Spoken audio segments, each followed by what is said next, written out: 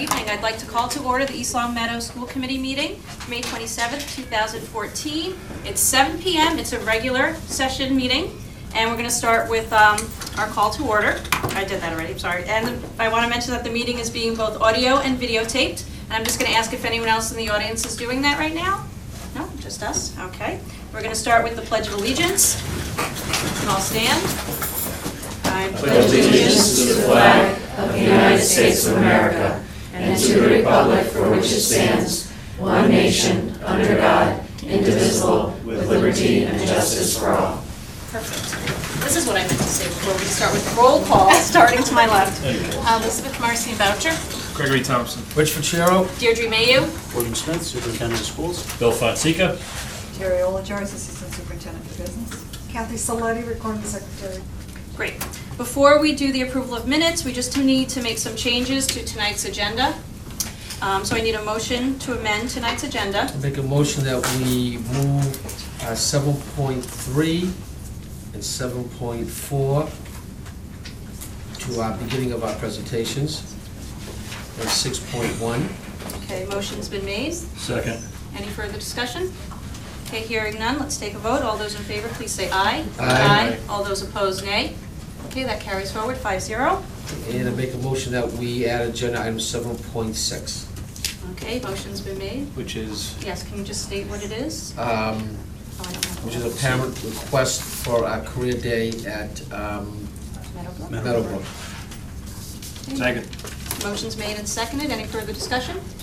All right, hearing none. All those in favor, please say aye. Aye. All those opposed, nay. Okay, hearing none. That goes forward, 5-0. Excellent. All right, so now we're going to move on to the approval of minutes. I make a motion to approve the regular session minute meetings of May 12th, 2014. Okay, motion made Second. and seconded. Any further discussion? Okay, all those in favor, please say aye. Aye. All those opposed, please say nay. Hearing none, that carries forward, 5-0. We also have some executive session meeting minutes. I'll move to approve the May 12th, 2014 executive sessions school committee meeting minutes. I'll second. Okay, motion made and seconded. Any further discussion? Great, hearing none. All those in favor, please say aye. Aye. All those opposed, nay. That carries forward, 5-0. All right, before we go, we're going to move on to our committee and subcommittee communications. So Beth, would you like to start us off? I'm just going to say the E-Leaf golf event is a week from Monday. It is $35 if you'd like to just come for dinner, or $135 to golf. So it would be nice if you have the opportunity to participate. That would be a good thing. And there's lots of great after end of the year activities happening. I know we just did the third grades sang today for us at Mountain View, and fourth is going to did too. So check your schedules because there's a lot happening. I'm all set this evening, thanks.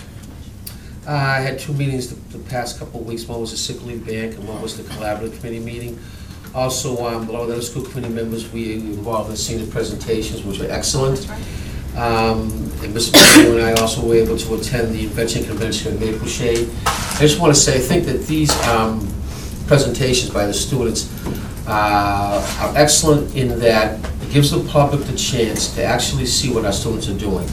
They often get questions about why is the school budget so much? Well, these are examples of what our students are doing and how they're excelling. We have that in concerts and in culinary arts at the high school and in athletics, but I think the more we have these performance-based exhibitions, the more the public will accept and understand how well our kids are doing, how well our staff is doing. So excellent all around. Bill, do you want to? Yep. Policy subcommittee met this morning to go over the background check policy. We did get through it. We made a couple of revisions. It will be coming to the committee for a first reading at our next meeting. Pretty extensive policy. There were also a few minor changes to the Corey regulations, but we will get through it. It was a productive. We don't have a PowerPoint for that, Frank? I will, sir, just for your benefit. Is that the MASC's recommendation, Yes, or it is is. it similar to ours that we discussed prior, or are we looking at a completely different? Pretty different. Pretty different. Also, yeah. Yeah, because right after our last meeting, MASC came out with their Right. model. Yeah. Unbeknownst, because the last communication I got from MASC was it was going to be the middle of June before they came out with anything. It came out 2 days after we met the last time. So we went ahead and scheduled the policy subcommittee to keep the ball moving. Okay. But there is quite a bit of change. Yeah. Yeah. But it covers a wide variety of, it answers most of the questions that the committee had. Also, the Memorial Day program was here yesterday at the high school. Very well attended program, and of particular note, the post 293 commander handed out a few citations, and one of them was to J.P. Kiernan for his continued involvement in the program. And it was also of note, both Representative Angelo Pupolo and Representative Brian Ash made note of the band and their performance, because they get around, and they were really impressed with the way the band handled things. Very well attended, very well run program yesterday, and I just want to bring that to everybody's attention. Great job by JP as usual, and the band sounded great. Exactly. Right, thank you. And I just want to just add on to your invention convention over at Maple Shade. The other great thing about it too was seeing all the parents that showed up also to support the students. They went around, you put money in the little box to buy into that person's invention. Oh, that's nice, yeah. Yeah, it was very packed in your lunchroom that day. It was great. It was great, it really was. Your lunch on time? Yeah, we did okay. All right, moving on, we have, the next on the agenda is the opportunity for visitors to address the committee, and we do have some students here tonight that would like to come forward.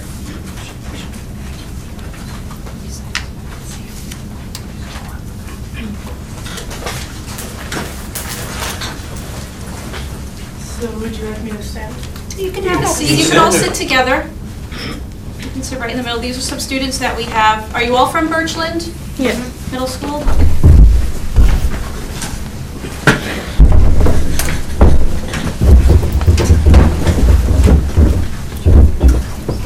Would you like to all introduce yourselves so we know who we're speaking with? Sure. I'm Olivia. Sit here, please. Olivia. I'm Anna Hugney. I'm Kaylee. I'm Sam Van Buren. Great. Welcome. Well, would you like me? Right ahead. Yeah, go right ahead. I'll be talking to you today about what GT at Birchland does and what future students will be missing if the decision to take it out for the 7th and 8th graders is continued. And also why GT at Birchland should stay and be every week for all grades. First of all, this year we have worked on Scratch, which is a computer programming software. And right now we're in the unit of architecture and green building, which is very important because it affects the entire world. Our GT teacher puts on after-school clubs that are related to GT, like Future Cities and Rube Goldberg, which I enjoy, and she's down there. And sadly, some of them may have to discontinue if she is not a full-time GT teacher. Also, the 7th and 8th graders get to do philosophy, robotics, and extra Scratch in the past, but possibly if the decision to cancel 7th and 8th grade GT continues, there may not be any more. GT at Birchland should stay and be every week because my classmates and I really look forward to GT because school isn't quite as fun when you can't learn as much as you're capable of learning. It's very important. There are many resources dedicated to challenged kids, and it's only fair if the kids who need to be challenged get pretty much the same amount. It's kind of like a train. You can't just push the back and not the forward, and you can't just put the top and not the back. You have to move the entire train along. Other schools in the USA have GT programs, sometimes even entire schools. GT makes kids work harder on the MCAS.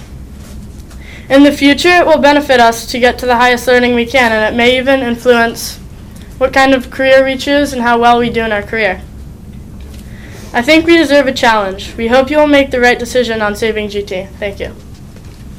Great, thank you very much. Thank you for everyone. We really appreciate that. I give you a lot of, credit for coming up here. I know it's not easy to talk in front of us, and especially when there's all the administrators sitting behind you. It's good for everybody to hear. It is. Yeah, It it is is. good for How you feel everyone about to it. hear. Can you tell us about the Future City? You talked about architecture a little bit, or yeah. what exactly do you do?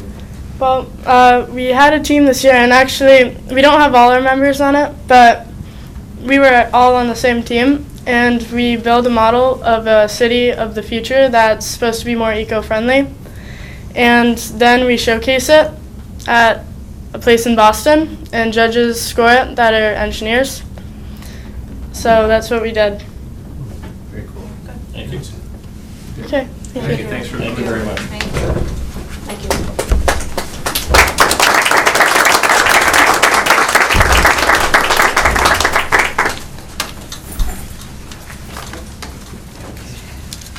All right. All right. All right, so we're going to look at 7.3, Right. which is the Mountain View and Maple Shade report card revision. We figured, yeah, while you guys were here, we would Okay. group Thank this you. up. Unless you wanted to sit through the entire. I appreciate it. This is just revising the spelling on the report card. So, Michael and I sent you a letter explaining why we feel that this would be a good change for our report card. Basically, right now, as it stands, we have a separate line on our report cards that say spelling test grade. And really all this is the grade accumulated over each quarter from a weekly spelling test. We are both going towards a new program called Words Their Way, which better accompanies our reading program. It's a spelling and vocabulary study, but the words are based on students' individual levels. So there really isn't a weekly spelling test involved. So to have a separate grade on the report card wouldn't be necessary. I also outlined the Common Core standards on the page for each grade level and how spelling is in the Common Core. So what we'd like to do instead is, and I also gave you a copy of the Mountain View report card as it's written now, under the writing grade, the last line says applies correct spelling in written work. So instead of that, we would like to write uses conventional spelling rules and spells grade appropriate words correctly, consulting references as needed, which is how the Common Core phrases it. Eventually, we would like to change our report card to look like Meadowbrook's anyway, which is standards-based. And the progress on that has been slow because we've been rewriting our curriculum guides and aligning them to the standards. We want to wait till that's finished before we do a report card. But for now, we would like to amend the report card as it stands. Anyone have any questions on that? I think that's great because I can never spell, so if you give me credit for trying, I'm happy. And it's really, And I Yeah, will there use you my go. dictionary, yes. it's really just that grade now as it stands. Can they memorize words they learn on Monday by Friday and then? So will they not get the weekly list? as They'll well? get lists, but it may not be weekly. Okay. So they're gonna work on lists, similar to how they're grouped now for reading. Yep. They'll have words that are on their level. So kids who can already spell, every word that has the OI vowel combination, they're not gonna be doing things like that. They'll be Yep. using higher level words if that's where they're reading, so. They might have lists, but the lists don't all look the same, and they're based on specific embedded spelling skills that they've been working on through that week at their spelling proficiency level. Oh, currently they're all the same in the class? Right. Yeah, you get a list typically early on in the week, and then you memorize it and take a test. So, and the Common Core standards don't call for memorization of spelling as a skill for spellers. It calls more for embedding spelling as a writer and a reader, and the skill of spelling. And when are you looking to make that effective? It would be effective for the fall. That's why we came to you now, so we could revise the report cards. Over the summer and get that out. I think we're good. We can make a motion on that? Can I make a motion to revise the Maple Shade Mountain View report card as stated? Okay, motion's been made. I'll Second. Seconded. Any further discussion? Okay, hearing none. All those in favor, please say aye. Aye. All those opposed, nay. Okay, hearing none, that carries forward 5-0. Thank you. Great, thank you. Thank you very much. Okay. Again, or? I had a We're report going to move first. on, we had moved, no, you guys are good. Okay. I don't know if Dr. Allen was here. 7.4, which is the Birchland Park Middle School field trip to Washington DC. Come up. So if you want to come on up. Thank you.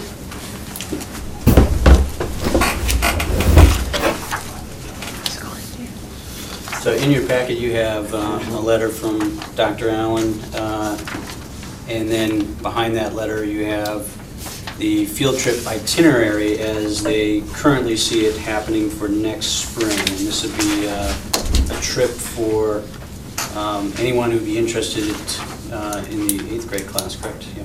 8th grade class going to Washington DC. But it would be similar, it would fall under the guidelines of our extended travel or international travel. And so this is your preliminary look, preliminary approval, and then as things finalize, they would bring it back to you in the fall with a list of students going and chaperones and so forth. And this is similar to what they've done in the past, correct? Yes, yeah. The piece that's changing is that we're actually now endorsing it, so they'd be able to advertise and use staff members and so forth. We feel if it's school sanctioned, we'll be able to bring more students, frankly. Dr. Allen, is this open to any 8th grade student? We were talking about the new policy from going from Corey to going to fingerprinting and chaperones, especially parental, that are staff members, they're going to have to go through that in order to be able to, but you'll know more about that. It's not voted in place yet. Yeah. Right. But that still could be in a- progress, Yeah. it'll be progress, yeah. There's the process that we talked about, that once we approve the policy, we'll change things around a little bit. Key would be, this is something that planning, people as they're planning would want to think about. Any volunteer or parent who is supervising students on a field trip would need to be fingerprinted as well as get the Corey check. Yeah, I think there's a couple layers like that we're prepared to deal with, that we know by making it school sanctioned, we'll have to work through. And in reading this over earlier, Dr. Allen, my understanding is that if the student really wanted to attend, but it was a financial hardship, that this organization does give financial assistance. Yes. And this is preliminary approval tonight? Preliminary approval, so There'll be they can go ahead further with the details. plans. Yeah. Right. And you'll be back, right? Yeah, I don't, Within 90 days. I don't know the process yet, but I'll do whatever the process is. Basically, you have the outline of, that breaks down the costs, and what we don't have here would be chaperones and final list. Preliminary approval would allow us to start advertising it, right? Because one of the keys is if we sign students that sign up this year get a much more discounted rate than students that we have to wait till September. So we would like a couple weeks of sign-ups now, so families pay the least amount possible. Okay. All right, so I'll move to give preliminary approval to the Birchland Park Middle School field trip to Washington DC, April 18th through the 21st, 2015. Okay, motion's been made. Second? And Beth, seconded by Beth. Any further discussion? Okay, hearing none, all those in favor, please say aye. Aye. All those opposed, please say nay. That carries 5-0. All right, good luck with that. Thank you. Excuse me. Okay, now we're going to take a look at 6.1, Policy EEA. Okay, in your packets, it's the student transportation services. And the only area of the policy, this is actually our second reading, if you remember from our last meeting, that we were looking at is on that second to last page under letter B. And it deals with the exceptions, number 2 there, for early release days only. And in working with not only the principals, but also the transportation manager, you have at least a 2-day notice requirement for something like this to happen on an early release day. And then they would also have to meet the criteria that a bus stop already is in existence. And then the third criteria is that they would also have to meet bus safety rules. So if it crowds a bus, we would not be able to do that. So those would be all things that would be checked through the transportation manager. And currently we don't get a lot of emergency situations, which are already recognized, but that's how we generally check on those situations as well. So when you talk about crowding a bus, then do we look at a first come, first served basis in terms of if we get 10 kids who want to be on one bus, there's only room for 8? Is it the first 8, or is that how we're going to do it?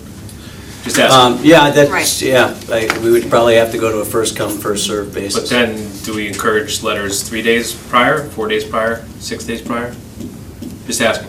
I can foresee some logistical issues with this. Right. So I put that out there. The other one that I know we talked about last time was offer it to all students to any existing bus stops. So, for example, Right. I could have my kids go to my sister's house as long as I give 2 days' notice in writing. And as long as there's an existing bus stop. Right. Or a nearby stop, or it has to be an existing stop? Has to be an existing So stop. if the bus goes to my sister's neighborhood, though, can they be dropped off across the street? Or, I In don't the know, I'm just asking. 'Cause wherever it might be bus convenient for all of us. Right, Okay. existing bus Right. stop. Wherever her kids get off, right? Right. But would they have to have, it has to be another student that lives in that? That would be getting off at that stop, yeah. The actual request was more around the daycare organizations Right. and not so much going from. No, I understand, but if we're Right. gonna open up But if the you open option, it up- then I would say we're only gonna open it to everyone, not just specifically to Right. privately run private organizations. Absolutely, yeah. And so the key would be that there's an existing stop in place, and it's not overcrowding a bus. Okay. So, and this will not affect in case of an emergency. If we No, don't that's vote for already been this, recognized. It's already Yeah, recognized. emergencies Okay. have already been recognized, and we do what we can to handle those situations. Okay. So the note comes to the the principal, right? Is Actually that what we're goes doing? to the school. And then goes to the transportation manager? Principal contacts After the transportation principal manager. approves it? Or doesn't need approval of the principal? No, the principal would call the Transportation manager. Okay. And then jointly, they have to go through looking at, the transportation manager would know, do we have a bus stop?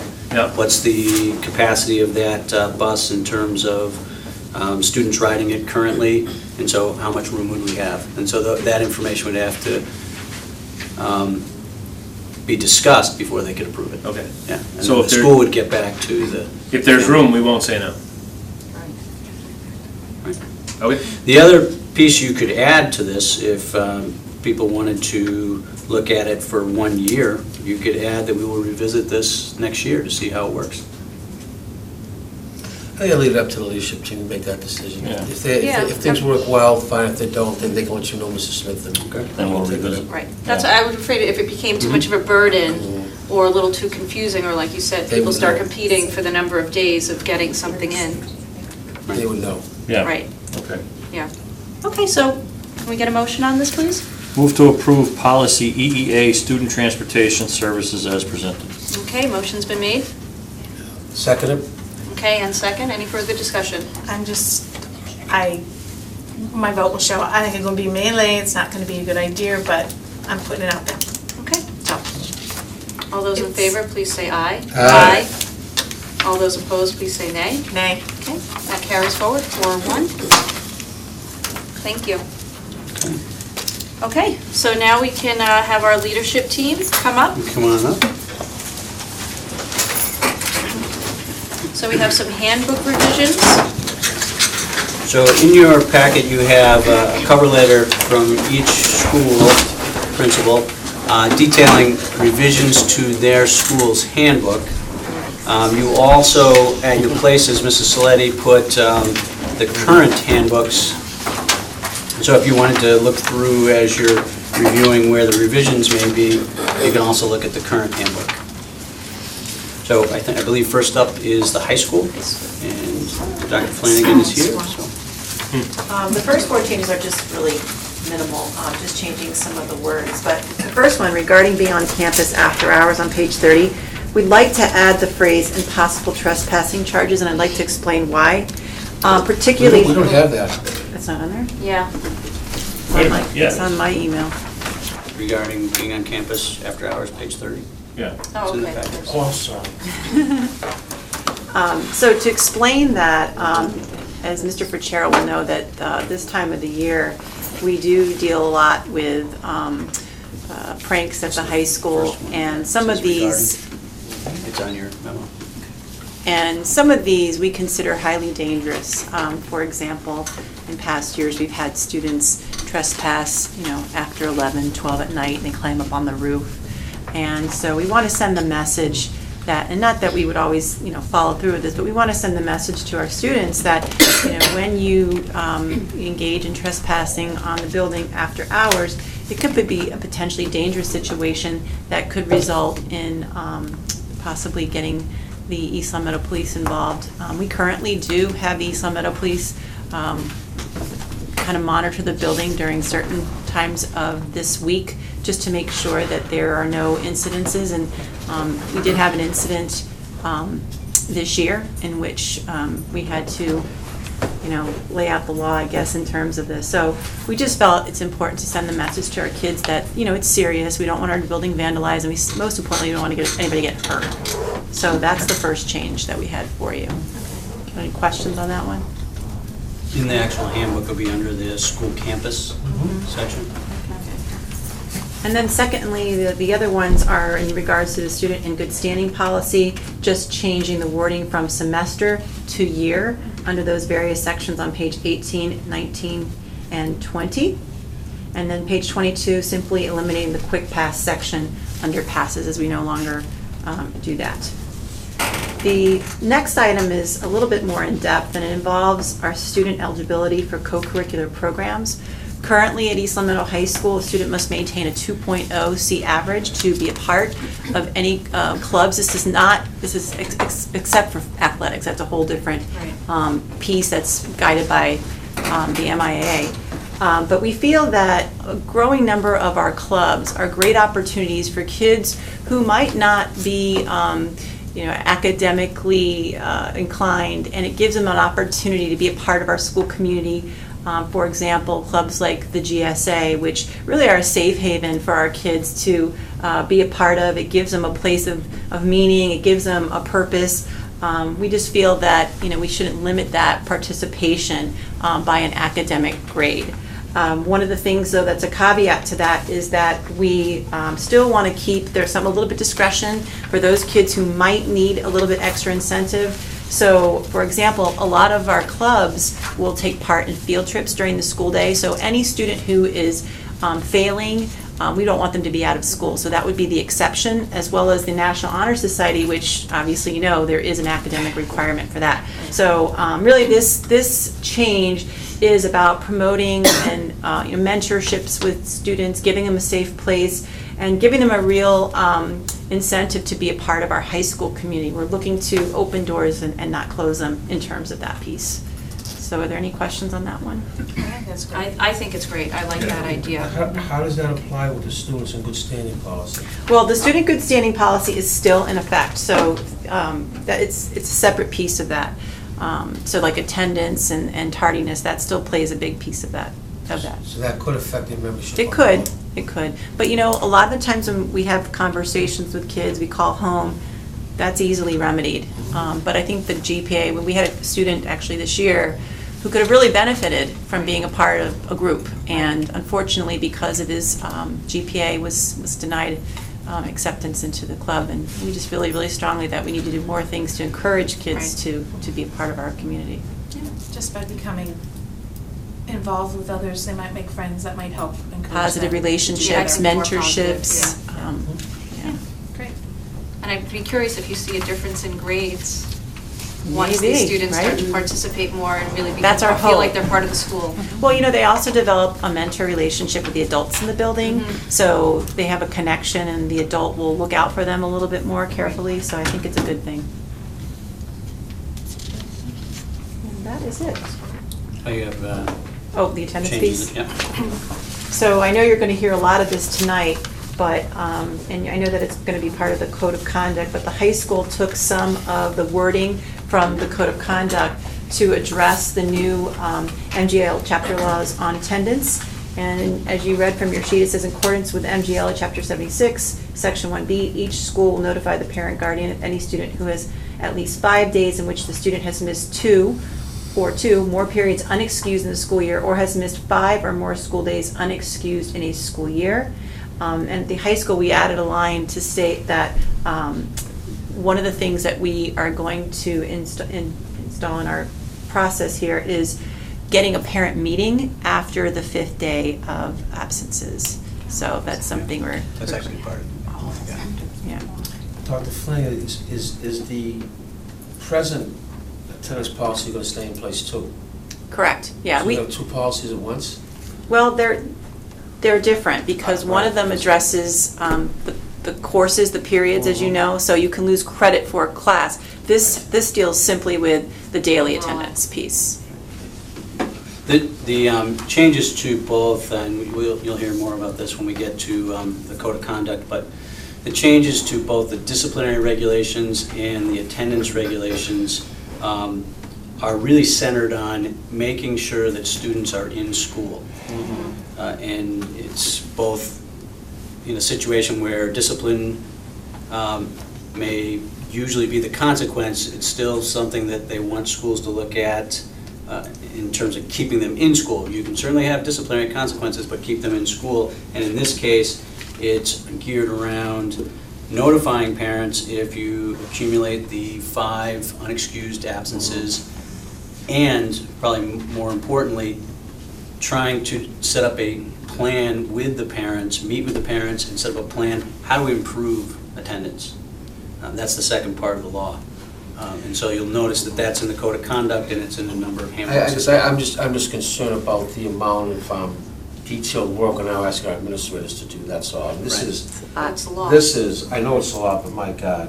Right. I mean, I hope we can do something radical and code it, or I don't ever Yeah, start we here. talked, Ryan, can you address that? Actually, yeah, there's a way to run a report that'll tell us that. And in fact, I think our guidance counselors address kids who miss that many days of school already. So it's another form or another procedure we have to follow, but for the most part, our guidance counselors are already doing that.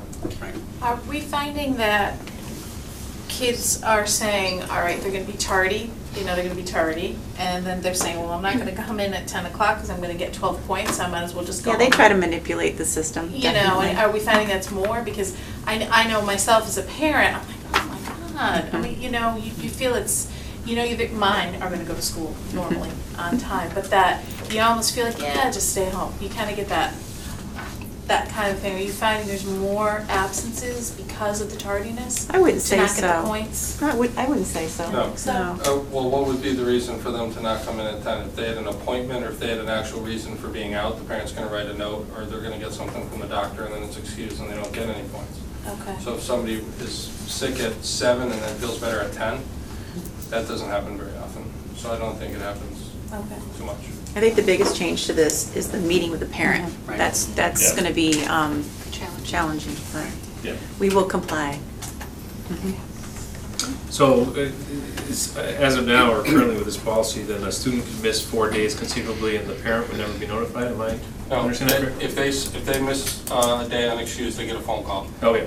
We have a Connect Every Ed that goes Every out. time they miss one. Okay. It's an a phone call automated goes home. Connect Ed that we send. Okay, this is just a follow-up after 5 specifically that Correct. triggers the meeting. And currently at the high school, if they miss certain days in a specific course, there's also notification. So there's multiple ways that we try to connect with students who are absent or I tardy. think that's good, because when you bother the parents, they talk to their children, I think. Like to- That's the whole. And there was a notification system in most buildings going on. Yeah. The difference, and to Mr. Ficero's point, is that now in Mass General Law, it's dictating exactly when that notification needs to happen, and that the meeting needs to follow. Reasonable efforts to meet and plan action steps need to happen.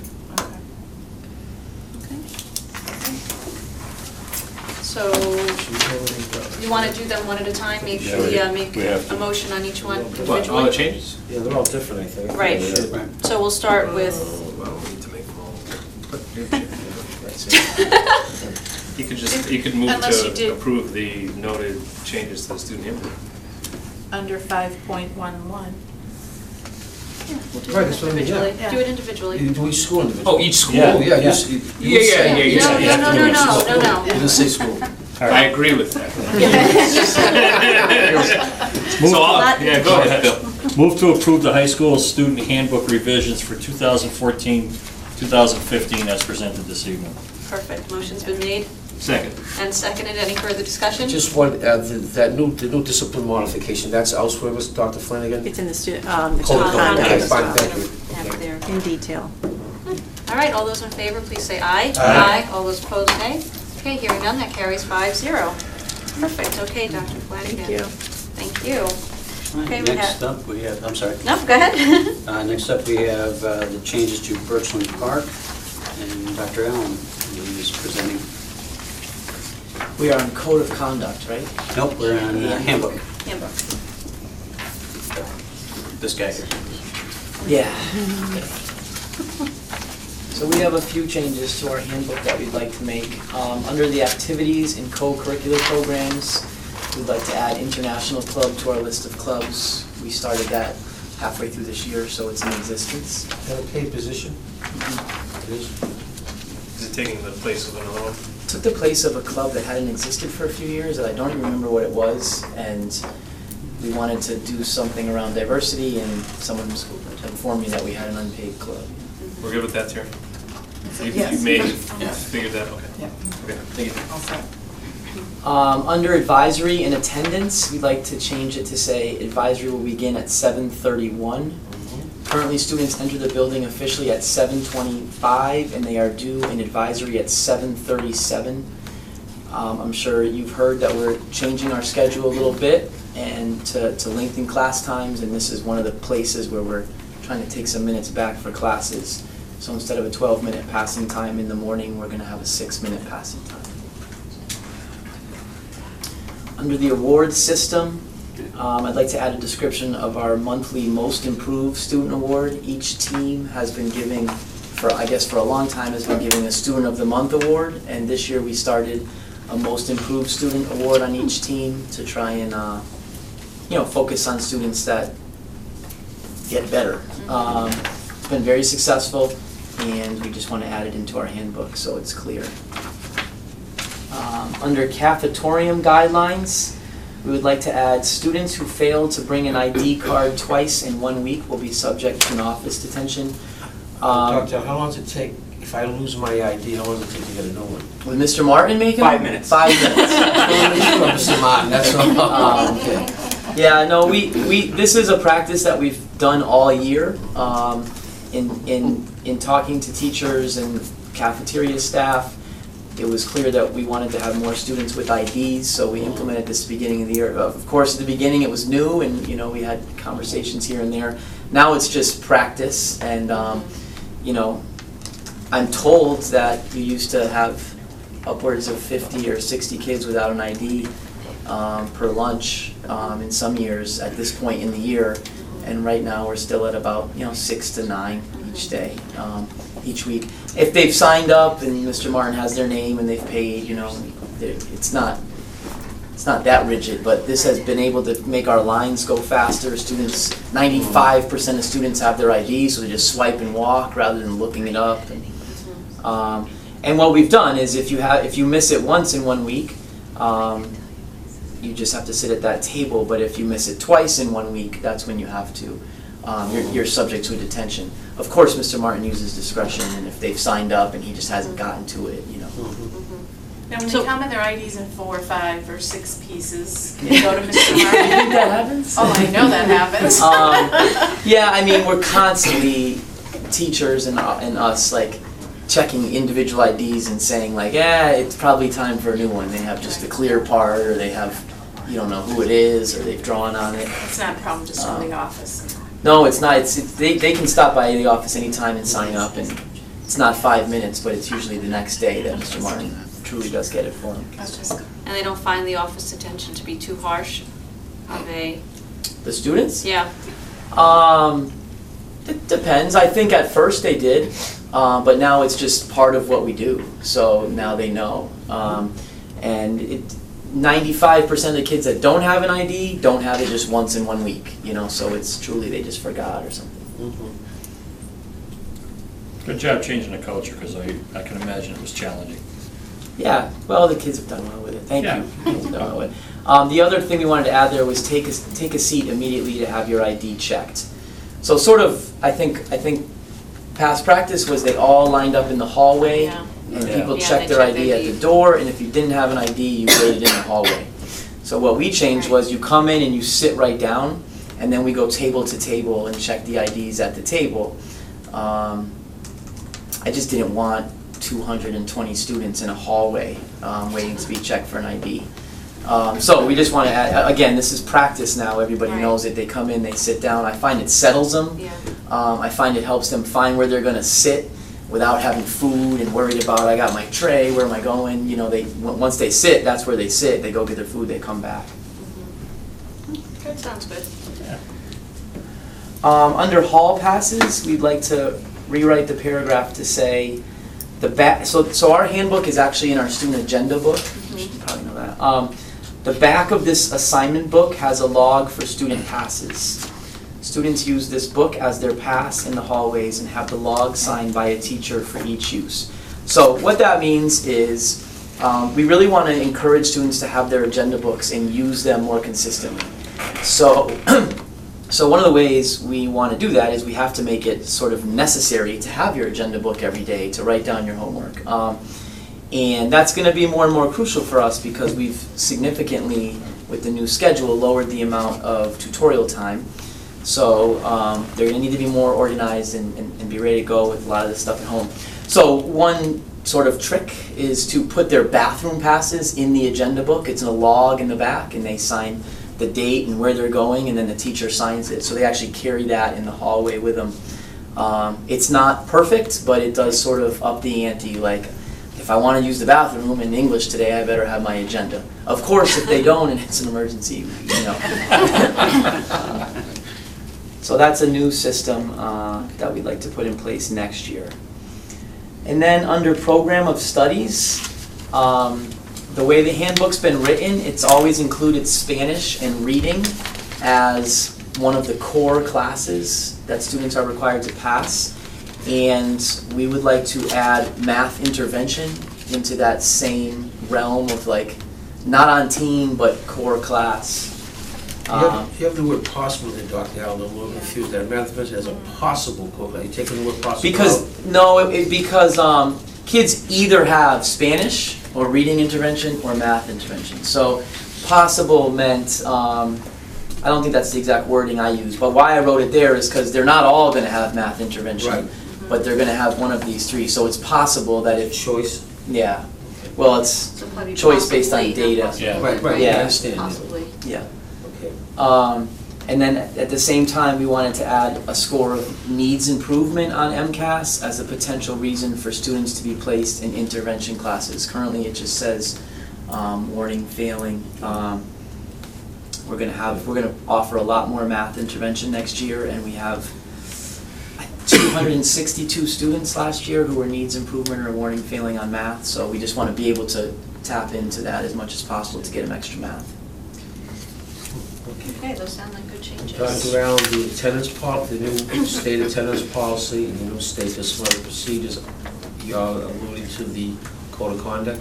Yes. Will you have something in your handbook that says, see, code of conduct? Because I mean, I think one thing would be nice, maybe not this year, but that all handbooks have some kind of reference to the attendance policy and the new Yeah, disciplinary this, procedures. I don't have it in front of me. Does it?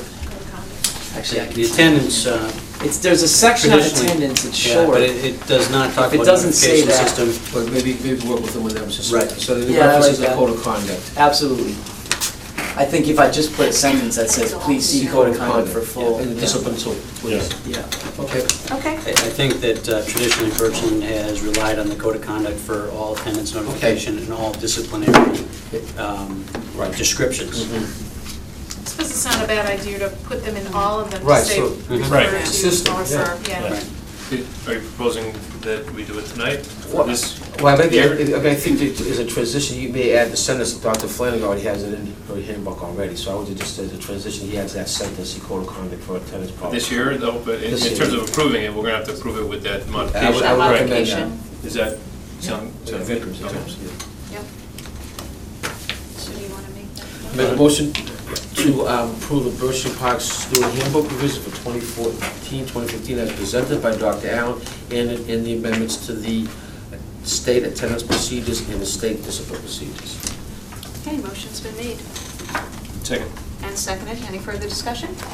Okay, all those in favor, please say aye. Aye. All those opposed, nay. Hearing none, that carries 5-0. Okay. So we're going to go on to 5.1.3. We have Meadowbrook. Okay. All right, so we have a few changes, and we'll start off with the safety and transportation. So we have the addition, it's on page 10. So we're going to just start off with, the students may not ride a different bus or get off at a different stop except in an emergency. An emergency exception will be determined through school administration, not the driver. The transportation manager shall be notified by the school administration. Notes by parents or teachers to ride a different bus or get off at a different stop will not be honored unless authorized by the principal of that school, but now we have the exceptions right underneath. So exceptions for scheduled early release days only. And then Gordon had already talked about that. If it's already an existing stop on a current bus, if there's room on the bus, written request has to be 2 days before and approval by the school principal and the transportation manager. So it's got to be approval by both. Mistaken, authorized by the principal. Could that also say? Designate. Principal designate? Yes. Because Ms. Martin is also Absolutely. the administrator. Yep. Okay.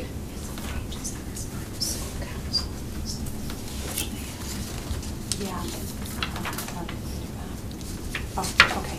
So, and then the next is the student absence, and it is in the code of conduct, but since, we're the gateway school, and we really want to make sure that, they see it in the student handbook as well, so.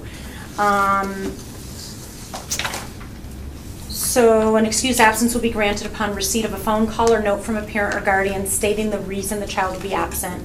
Please notify the school nurse if your child is absent for 3 or more days for medical reasons if your child has a contagious disease. Parents or guardians will also be notified if a child has had 5 or more unexcused absences in the school year, and the principal or designee will make a reasonable effort to meet with the parent or guardian to develop an action plan to support attendance. Notice I have the designee in this part. I'm mistaken, Dr. Flanagan, when she presented, had about, I'm looking at my notes here, 2 or more unexcused periods. You would not put that in yours? They don't have No, periods. we don't have periods. Suppose a student comes in at 11 o'clock, they missed 2 periods or something. I know secondary. That goes in with the tardies. There is tardy in the code of conduct, there is, yeah. But the big change was in The notification. the notification. Okay. So that's why we didn't allude to that, but it is in, Okay. okay. So, well, Lisa, just as I read that first sentence, though, Sure. it goes back to my question of the high school as well. We're going to notify, it says parents or guardians will be notified if the school has not received notification of a child's absence within 3 days of the absence. We're not going to wait 3 days if a student doesn't come to school, right, and we don't have an excused absence. We're going to call that day to make sure that. Oh, yeah. Yes, we have a system We in have a place to system. do that. Right, yes. just read, the way that reads, though, Yeah. we'll get to it within the 3 days, but that's not actually what happens. Now, what that call actually is looking for the parent note for the absence. If we have not received a parent's note, Right. that's actually what that So if call a is. student is absent, we need a note as well as the call? No. No, either or. So So, that's why the first, it says upon receipt of a phone call or a note from the parent or guardian stating the reason the right, child so is but absent. the first sentence of the next paragraph says, if we don't receive notification of child's absence within 3 days, then we'll contact the Where- parent. Oh, Where are we you went saying through that? this with, Nurse, okay. we went through this with school committee and changed the wording a little bit. School council. You mean school council? School council, Yeah. yeah. So we took that part out That it does, and made it appropriate to the 5 days.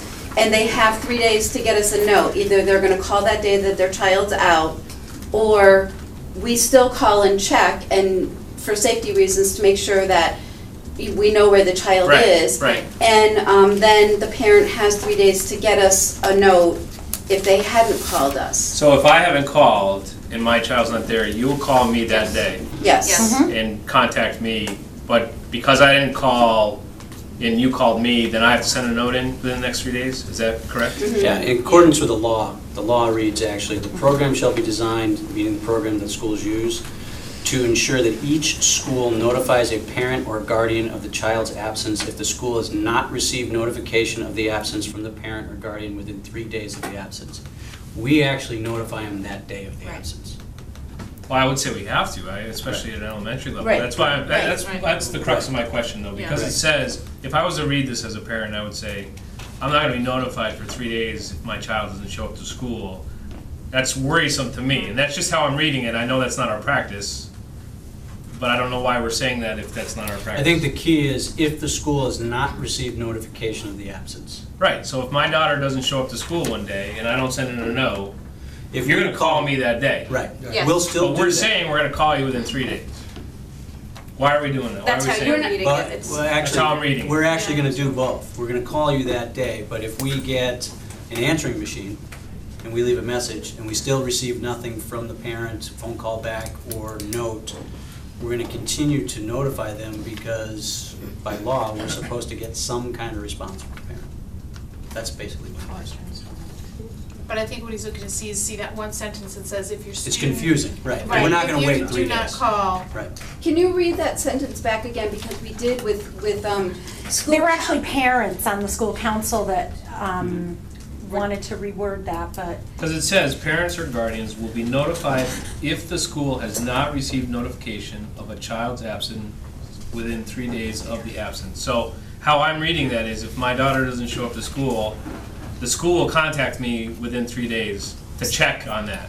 We've taken that out. Okay? So, Oh, okay. No, it's here. No, It's not actually, how we have it, so. right, because when we met with, you got this Wednesday, we met with school council Thursday, and this is, and I can get this to you tonight or tomorrow.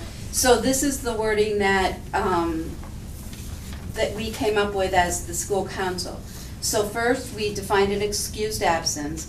An excused absence will be granted upon receipt of a phone call or a note from the parent or guardian stating the reason the child will be absent. Please notify the school nurse if your child is absent for 3 or more days for medical reasons, or if your child has a contagious disease.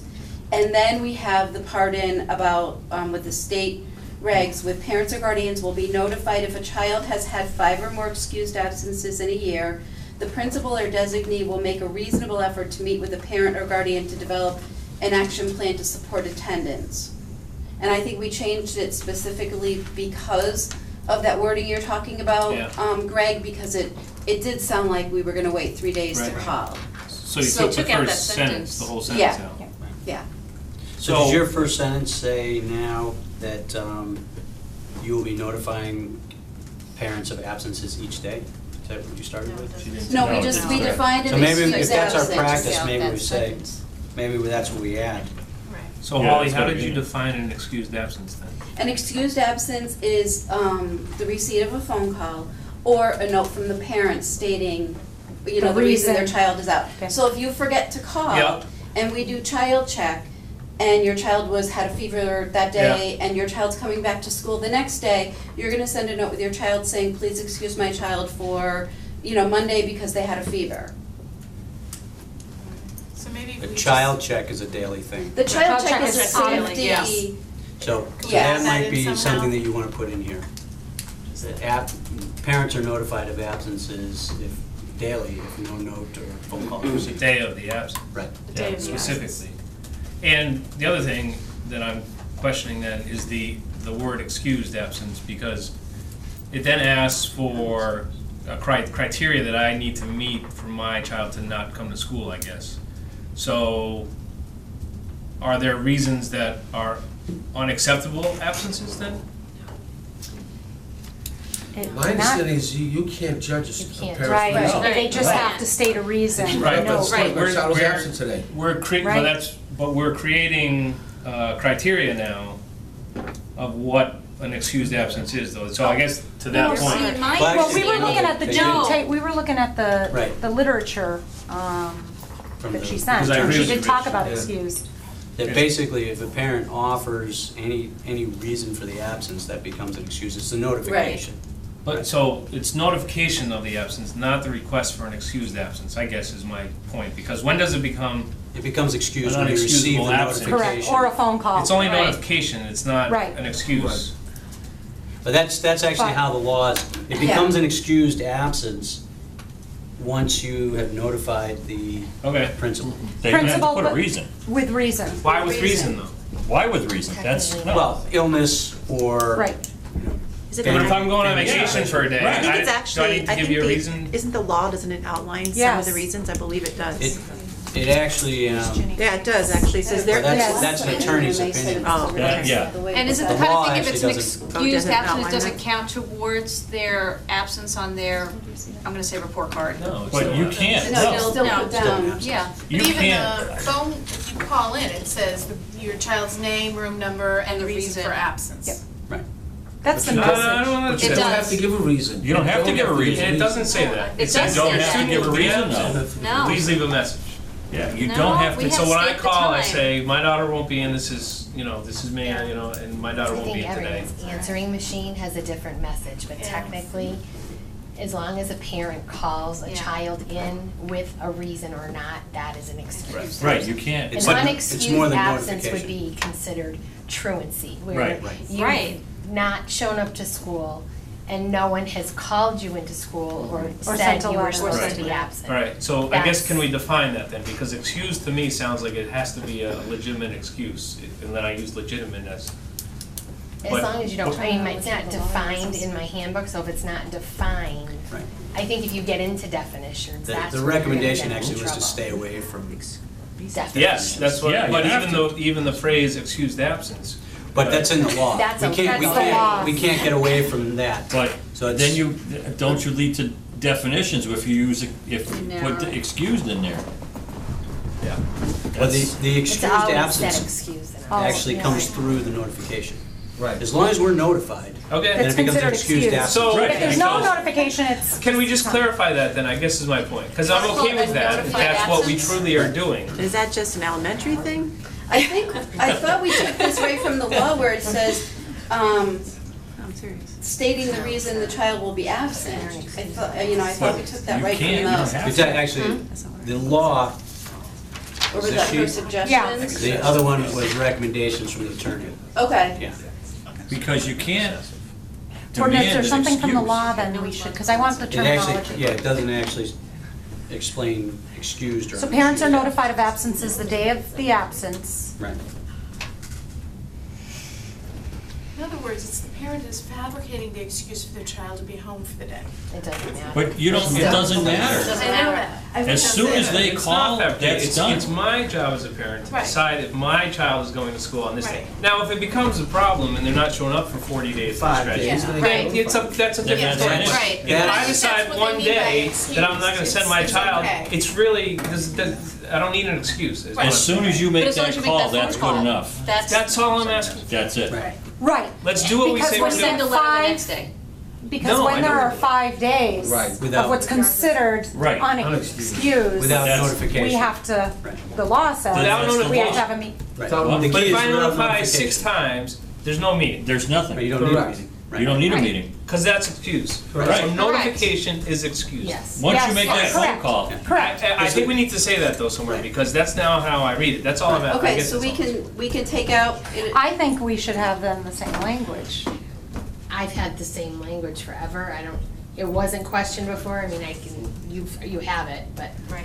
Right. it's taken from the code of conduct. I mean, I always refer to the code of conduct. You're up for- next though. I know, so. but I didn't know if you wanted the same language. I can give you the But we may language wanna that I revise have. all We're gonna What do you have to have? revise. What do you have? Well, yeah, I want to hear what she has. Okay. What page you on? I'm on page 7. Attendance is at the top. Yeah, my view looks like this. No, but they want to make attendance. Oh, no, the phone, no? I have a page. Looks like- I can read it the way it's written, and then, I mean, I can skip the beginning that's about MCAS and everything, but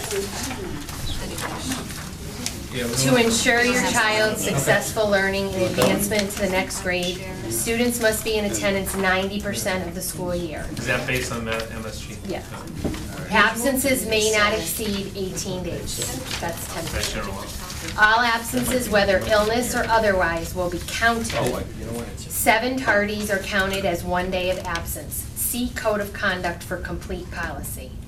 Then I added, new state regulations state that we must notify parents when students have reached 5 days of unexcused absences. Therefore, and this was already in that one sentence is new. Right. Therefore, if your child is going to be absent from school, please call us and leave a message at our phone number. If you do not call the school, we will notify you of your child's absence and ask that you call us to confirm. So if you get the automated phone call, and you're not home, we ask you to call us back, which that has always been our practice. A letter, this has always been my practice, the next sentence. A letter will be sent home after each marking period to alert you if there have been a high number of absences. That's it. There's no definition of excused or unexcused. Well, and you're not asking But I'm for the saying to follow-up refer- letter either. If you contact me as a parent, I don't then need to send you a letter No. the next day. No, we're Different. saying a phone call or Or letter. letter. We're not saying you have to follow it up. If we speak to the parent on the phone, that's fine, because that first sentence talks about a phone call or a Right. letter. And that's what the law says as well. Right. It could be a phone call or a The letter. key is, Okay. the motivation, as far as I understand it behind the law, is the communication between the home and the school. Right. It's not to get into the debate over excused, unexcused, as much as Right. the communication between home and school. It's unfortunate we have to do this because we're already doing it. Right. We're Right. doing it on a daily basis, and now we're adding a whole nother layer of work to Right. all this. And I think you also have to realize too that the letter would come into play for school districts that don't have a connected system, or a way for schools Right. to leave a message on a Right. line. I mean, this is the Right. first school district I've been in that's had this kind of notification system. Right. So Oh, okay. not every district has Right. them. And so that, the only way we know that a child's been excused from absence would be a note coming in the next day. Right. Like we did when we were young. Right. So, And I know we're doing the right thing. I'm not questioning that at all, because we're doing the right thing, and specifically in Meadowbrook, because I'm still there. Yeah. And so, I get that, but I'm just saying, we should say what we're gonna do, is all I'm asking. I just want to clarify, because at the high school, in our handbook, we actually do list examples of approved absences. Because at the high school, it's loss of credit. If you're not there, it's a higher stake in terms of. But that's different. Yeah. That's different than this conversation. I Okay, think. so secondary level. I think secondary Okay. Just wanna is clarify. different. Because of what you just, the way you just put it. They have to accumulate graduation. They have to credits. accumulate graduation credits. Right, but we do have a list of approved absences. We list. Right. Here are the things. But I agree with that, Okay. because there is a graduation required. Okay. You need that graduation requirement. There's also a catch-all that says an administrator Can, right, or designate. Right. or designee Yeah. can also. The appeals process. Right. Where, do you know where that is, Gina? Yes, sir. Offhand, It is on page 20 of the student handbook. It actually starts on 21, and then top of page 20. I'm looking at the online version, so it might be a little bit different. So far, it hasn't been too different. Page Except for this one. 22.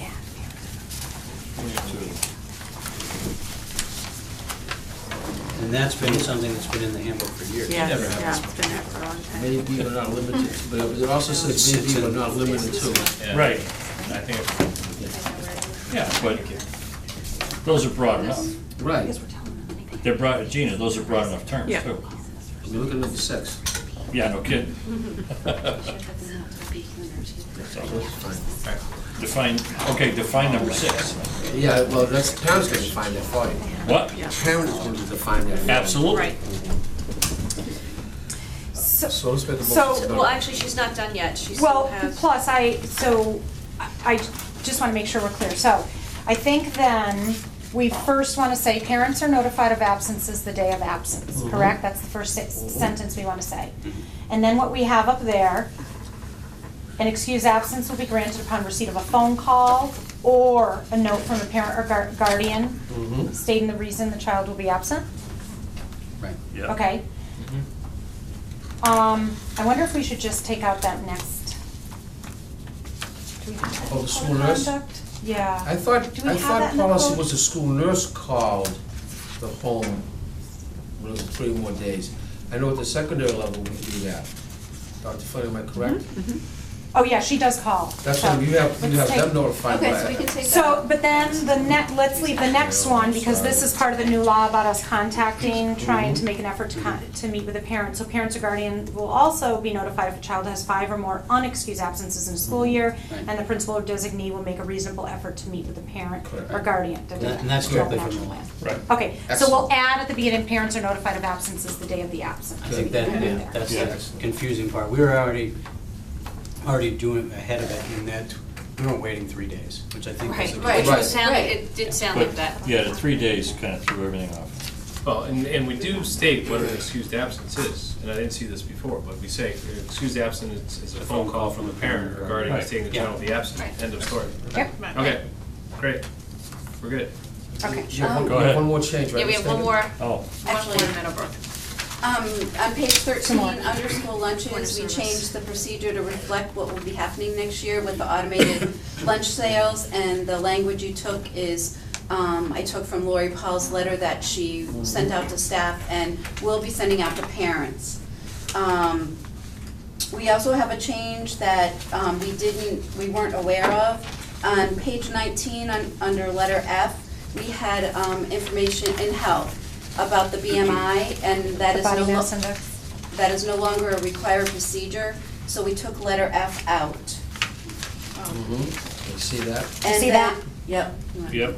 Oh, yeah, and then I think, Gordon, you already talked about that in the code of conduct. This is in the code of conduct about suspended Academic students. progress? Yep, so we're just gonna make sure that we also mention this in the handbook as well. And we have after it, Haven't please talked see about it yet, the, but. Oh, Yeah, that's okay. please see the code of conduct for the complete Right. policy. okay. Good. I make a motion to approve the Meadowbrook student handbook revisions as stated by Ms. Dakin and Ms. Martin. I'll second. Okay, motion is made, Beth seconded. Any further discussion? Greg, you okay? So we're gonna make changes then? Yeah, it was just stated by Okay. that. Patrick stated it. Kathy, you got this. And it's a wonderful thing that we call, if the parents forget to call, because just to know that your child is made it to school. Right. Which is Yeah. another reason why parents need to fill out forms, give us proper email Contact addresses, info. contact Yeah. information, Other phone big push numbers. on that, you know, to get a higher percentage. All right, so all those in favor, please say aye. Aye. All those opposed, nay. And goes forward, 5-0. Okay, we have 5.1.4, we have the Mountain View Student Handbook. Okay. We already had a preview. Yeah, we I don't have very many changes, though I did give It's you in a the cover Dropbox letter. version. Yeah, it's in the Dropbox. No. I just changed, obviously, the first 4 pages change every year. On page 6, under report cards, it had months listed previously, but with the change in the makes calendar sense. every year, You don't want to I don't want to commit to Yeah. a month. Yeah, So good. just 4 times a year. Okay. I already read you my attendance policy. Excellent, excellent. So you know that. We know that one. Cafeteria service, I also changed to reflect point of sale. Last year, we already switched, but my handbook had already gone to print before I knew we were switching, so Okay. it's also from Lori Paul's information. Page 8, underneath the bullets, I refer to the code of conduct for discipline, most discipline issues, instead of rewriting it, because this is printed in the front of my agenda and I'm limited to a certain amount of pages. So, the only thing I added was the last paragraph, which is the new law. Per new state regulations, suspended students have the opportunity to make academic progress while serving a suspension. Academic progress includes allowing the student to engage in alternative educational services while suspended. Under communication, my website changed because I'm now linked to the town website and I do all of my changes through there, so I just amended the actual address. And our emails this year changed to first name dot last name, so I changed that. And We don't have those listed per se necessarily though. on my website. They are there, Yep. specifically each individual. Yes. That's good, that's great. Yep, they can, it's a hyperlink, you Yep. just click on that. Perfect, Yep. cool. Under page 10 and 11, medical information was changed by Sue Thomas, my school nurse, in accordance with Kelly LaBombard. So basically, it was just adding a couple of sentences regarding emergency medication and inhalers. They weren't my changes, I wouldn't be able to speak to them if I needed to, but if you have questions, I can refer you to her. And the last one, on page 12, under security, I made sure that people know that now all of my exterior doors are monitored by video camera and the office, so that people know that they're always being videotaped. Every single exterior door is now? Except the one near the parking lot, yes. The one, yes, every other door, Is it every gonna other be- area Yeah. in the building. So everyone is not? Except the one in the parking lot, which people are not allowed to enter through Okay. anyway. That's locked and does not have a badge reader. It's just locked all day. So, do we want to be specific? My only point is specifically when people get all crazy about security. If we're gonna say that each door has a camera on it and each one does not, do we want to be specific? I'm not being nitpicky, I'm really not, well, I am. But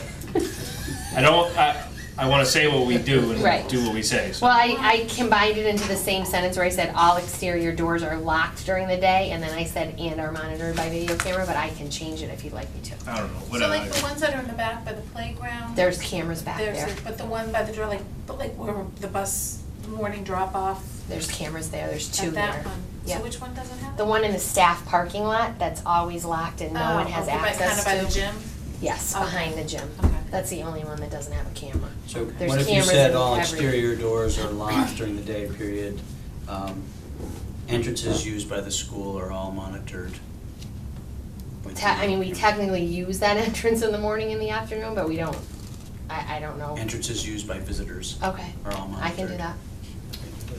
That'll work. Okay, Thank you.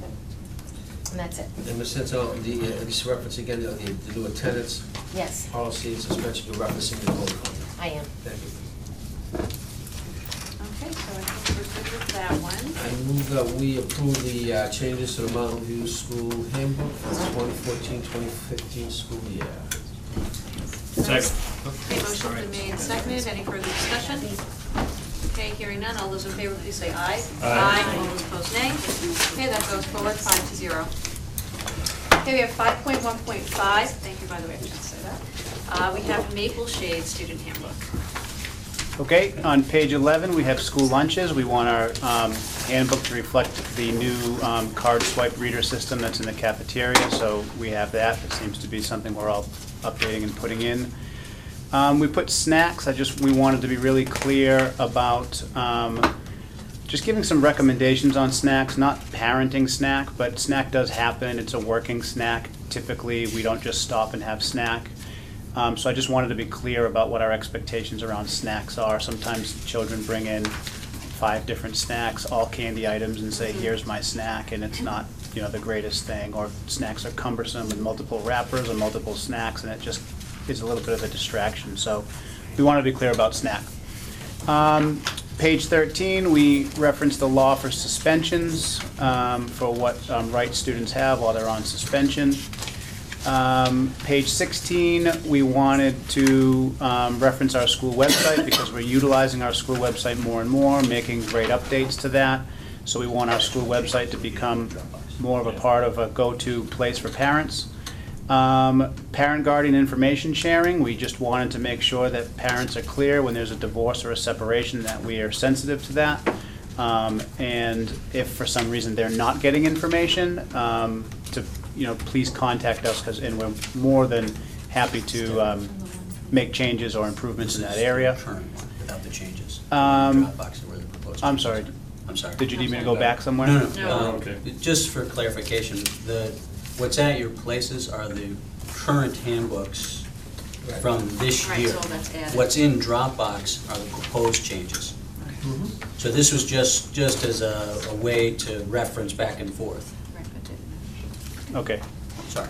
But I'm being followed, right? It's okay? Yeah, Now we are. now we Your are. page numbers were different. They were different than from our this, page and numbers, so- But we've caught up, so we're good. But in the there. Dropbox, they shouldn't be. They're correct. Right. We're on the same page now. Okay. Thank you. Literally. Communicating problems, I just wanted to be clear that there's a chain of command for communicating problems and that's understood by parents. That's always respected and appreciated. A little sensitive of the term problems. Can we just say communication? I mean, I mean, sometimes a parent may want to call up and ask a question and not feel like it's a problem. Yeah, Should've got the and first so, sentence, maybe. yeah, that would go to the secretary or to me or to whoever can answer the Yeah. question, but generally I could put issue, but sometimes things come right to me and they could be We do have a resolved. policy, I mean, you could always reference our school system policy, which is very clear also. I understand what you're saying there, I just don't like the negative connotation, that's all. Okay. I mean, if it works for the school, fine. I mean, can you take out the first sentence of that and just start off with, we encourage parents to communicate Yes. with the staff? Yeah. Yeah.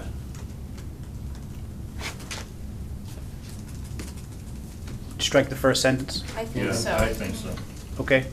The sentence is much more inviting. Yeah. And then just put communication? Yeah. I'm gonna, the third, instead of when The such third. problems, maybe when concerns arise. Yeah, Oh, you gotta take concerns. the word problem out. Yeah.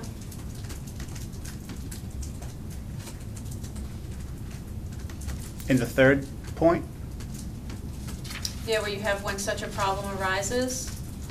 Oh, Maybe okay. you could say when a concern, or that, Or an I'm issue. sorry. What a concern. When an issue No, arises even or issues, I think concern. concern is, So are you recommending problems come out in all sentences?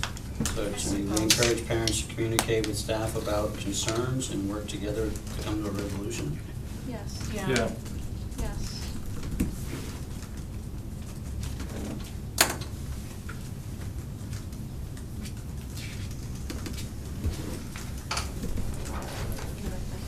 I think we're saying the same thing, Mr. Fedett, I just think it's a little bit more inviting, that's all. Sure.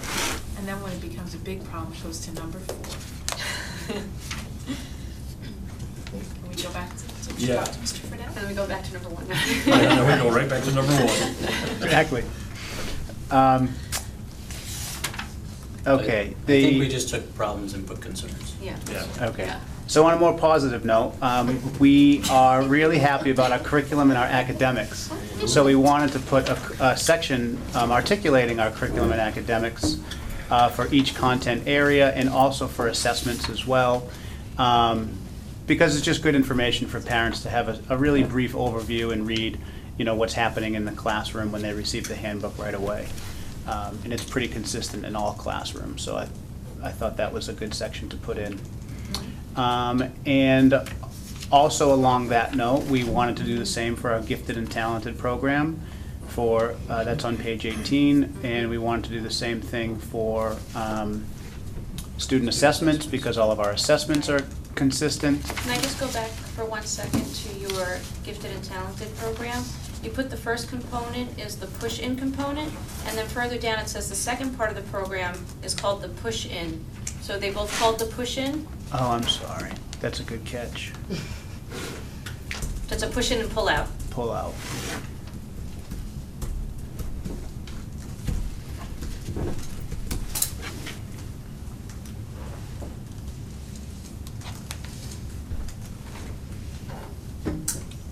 And then we have ACT teams in our schools, page 18. That's assisting children and teacher teams. So we meet either on an as-need basis pertaining to a particular student, or on a periodic basis particularly pertaining to a particular student, to try to meet the needs of that particular child as a team. And I just wanted to articulate what that is, and that's part of a pre-referral process, a accommodation plan, just really good best practice on the individual student basis that we do as a school. And then, of course, I referenced the code of conduct in the end of this. I also updated the absences, tardiness, and attendance section last year. It seems like that's something we want to look at in each handbook. So if you go to page, if you go to page 10, student absences. In the old one, yeah. In the old one, which, if hopefully you approve of this and it will continue. It is the desire of our schools to encourage good school attendance. We also realize that from time to time, students are absent for various reasons. Parents. Hold on a second. I don't know if we're fine. We're not following. Page it. 10, page 10 in the original handbook, the one No, that. it's not 10. It's page 8. Page 8. Oh, through the conduct, okay. Oh, I'm sorry, because I That's okay. had to update You're gonna it. hear a lot of shuffling of papers, that's why you had to stop. I'm reading off of the potentially updated handbook, right, not the actual old original. Okay, did we see the student absences section? Mhm. So, Where you we- at? It's under school visitations on page Oh, all right. 8. Is that a first page? There's 2 page Oh, 8. there's 2 page 8, I was on the second page. Yeah, there's 2 page 8. all right, guys, all right. Go easy on me. Okay, All right, let's try this again. first page 8. Yeah. He's got a new baby now. I know. And I'm so glad I can keep using that excuse. Great, you're on film. All right. The desire of our schools to encourage good school attendance. We also realize that from time to time, students are absent for various reasons. Parents may call in to report absences. It is always helpful to your child's teacher if a note accompanies your child on his or her return to school following any absence. An automated phone message is sent to confirm absence. The principal will directly contact families either in writing or request a meeting for absences or tardiness that is considered excessive, 5 or more per quarter. So you gotta change that now with the new law. 5 unexcused. So. Oh, you have to add. He actually has been. So in Yeah. accordance to what, Mr. Thompson has been saying, he wants to see in writing what we actually do. Right. What's considered excessive is what I meet parents on, 5 or more per quarter. So if after the first quarter of school, I do a written notification. After the second quarter, if there's 10, I do a face-to-face. And it's really worked. My first year, I had 35 notifications and/or face-to-face meetings. This year, we're down to 17 notifications of face-to-face meetings. I actually I will do whatever I need to do to comply with the law, but I feel like when I changed this, we did it for a purpose and it's been working. Right. Well, the So- key is that you're requesting a meeting after 5 or more. That meets the letter of the law. So, well, Michael, you got, so in the third sentence, If I parent, put unexcused, it goes into a gray area. I don't need What- you, Yeah. no, I'm asking about parents may call in to report an absence, so I don't have to call you an absence? Or must I call? It says may. So I don't have to. I can't make you call. Okay, and so it is always helpful for your child's teacher if a note accompanies your child on his or her return. Return to school. So I don't have to call in, I have to call in to Meadowbrook, but I don't have to call in Maple Shade? I'm just looking for, is that what we're saying? So if my child doesn't show up to Maple Shade, what happens? If I don't call, what happens? If you don't call, you'll Yep. get the automated message home. Okay. And then we'll wait for the return for your child to school. Yep. To get a note. And if a second day goes by, we'll call. Actually, we'll call the first day. You know what, you're right, we call. Our nurse calls. But I don't have to call as I do in Meadowbrook, because I call from Meadowbrook, and I call from Mountain View as well, but you're not saying I have to call Maple Shade if my student doesn't come. I said may call. I don't have to. So, my point is- No. I think I say please call. I Yeah, don't know. no, I think Elaine said it before too, that years ago, there were no, It does say please. there was no phone call that was, that you There was had no to way. send in a note. I don't Okay, demand, it's fine, I just say- I'm really not being nitpicky and all this stuff, but, again, my. But we want, But all we're trying to do is set expectations for parents of what we expect parents to do. And so if we're saying you have to call, then you should call. And I call whenever my kids are absent because that's what I think we should do. And that way the school knows. Right. And that's probably pretty safe because if you haven't heard from me, you're going to probably follow up pretty quick. But it's better if you've heard from me, right? All is well. So the phone call from you prevents us from sending the automated call. Right, if you call us, Yes. we don't have to send the automated Right. message. So my But- nurse looks at the attendance when it comes in down to the office. Okay. She's the one who listens to the calls that come in on the phone. There's a separate line for absences. She listens to that line and notates on the Who's absence called. sheet who's called. Who hasn't called then receives Okay. the automated call from Melanie. Gets sent. Same thing. And that's okay. I mean, that's. And mine enough. doesn't say you must, just to be, mine says please call if your child Okay. is absent and leave a message. We can't force a parent to call, but I think we're No. encouraging them. Yeah, Right. yeah. I mean, I've forgotten, I was away one time, and I was like, I listened to my messages, and I was like, oh, that's right, I was supposed to call in an absence today, and I got the phone call, and then the next day I just sent in a note. Does your automated call talk about the fact that not only they're absent, but you received no notification? I couldn't tell you off the top of my head So exactly maybe what that it just says. says absent. Okay. Your child has been marked absent at school. You know, I think it says something to the effect, please call us back if. Right, so maybe that's what we add to the Because automated if call. Deidre did send Brendan to school and Right, he's not exactly. there, Right. Well, that's she's what, I gonna guess, call back in a that's all I'm panic. trying to get at. Right, It's a bet, for me, it just makes sense that if we ask parents to call, and everybody knows what's going on exactly, but if we don't ask them to call, then we have to do the other system that might go to my home machine that I won't get until 7 o'clock at night, or the next week. I don't even know when I'll get to that, so, I don't know. I'm just trying to be consistent on how we do I think things. an important thing, Lauren, and obviously it's not gonna be done for this year, but I think maybe next year, especially the 3 elementaries, and I don't know if Birchland would fall into the same thing, because I know the high school's different. I think maybe it needs to be the exact same thing in all of the handbooks. This is what we do, because you'll send a call if kids don't show up, right?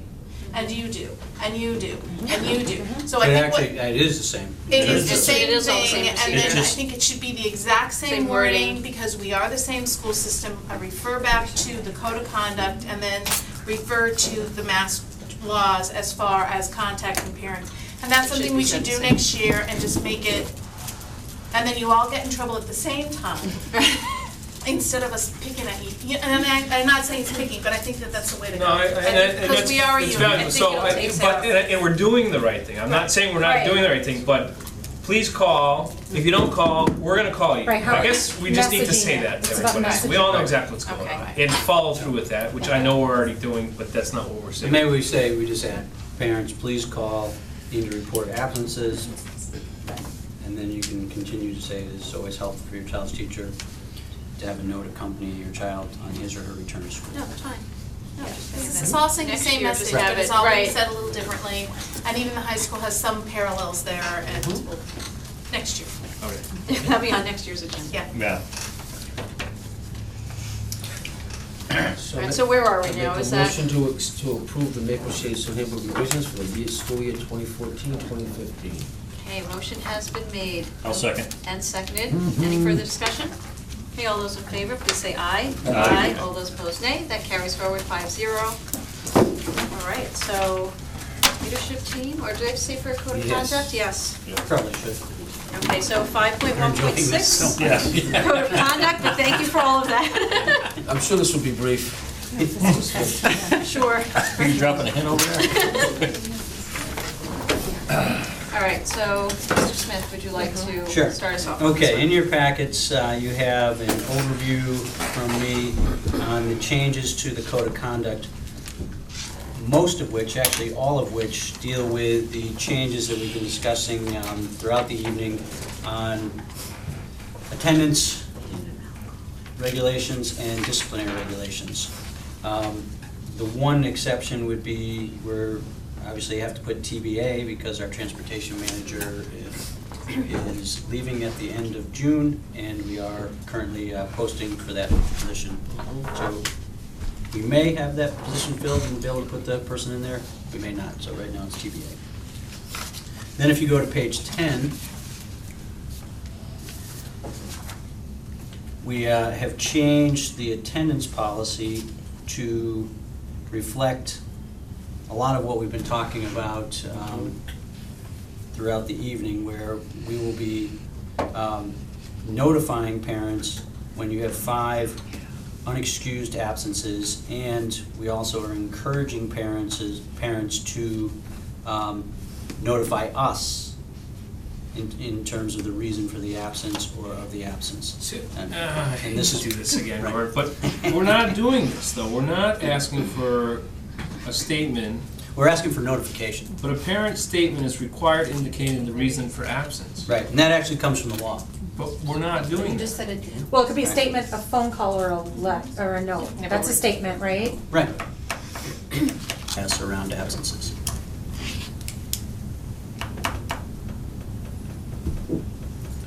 Am I the only one seeing this? Is there? Well, I'm just thinking when I call, they ask me, and the reason for the absence. They do. They do. And I always thought it was because, like, let's say there was one classroom where now there are 5 kids who all called in with stomach bugs. It's like, oh, something must be going on in classroom number 4. And something to that, since most of our nurses call. that's why I thought it was to track, like, if there was. To be honest, there's not many parents that call and say, my child's out. They always give a reason, yeah. Everyone always says, I mean. More than you need to know. Or we get notes, right, or we get notes months in advance if it's a vacation, I mean, Right. so people do tell They provide us some even kind though of reason. we don't ask. And it may be family emergency, and they don't need to extend Right. upon that. I think what we do is vigilant, what we do is schools. Yeah. And what this reflects is like the have-to law, like But we are at least, Right. and after 3 days, at the very least, you have to provide some sort of documentation. But as a school, we're just vigilant in our communication to make sure kids are safe and families are okay, and we do that well. I agree, and that's what I. So- Well, what if they put in the term that says, like, such as, Such as what? and then you have your 4? Is it limiting you, or is that, oh, I thought you were, No, you can't do that. I thought you were. I'm okay. The We can move on. reasons. It's fine. I'm not gonna just hang up on it. It's fine. You okay with that? Yep. Okay.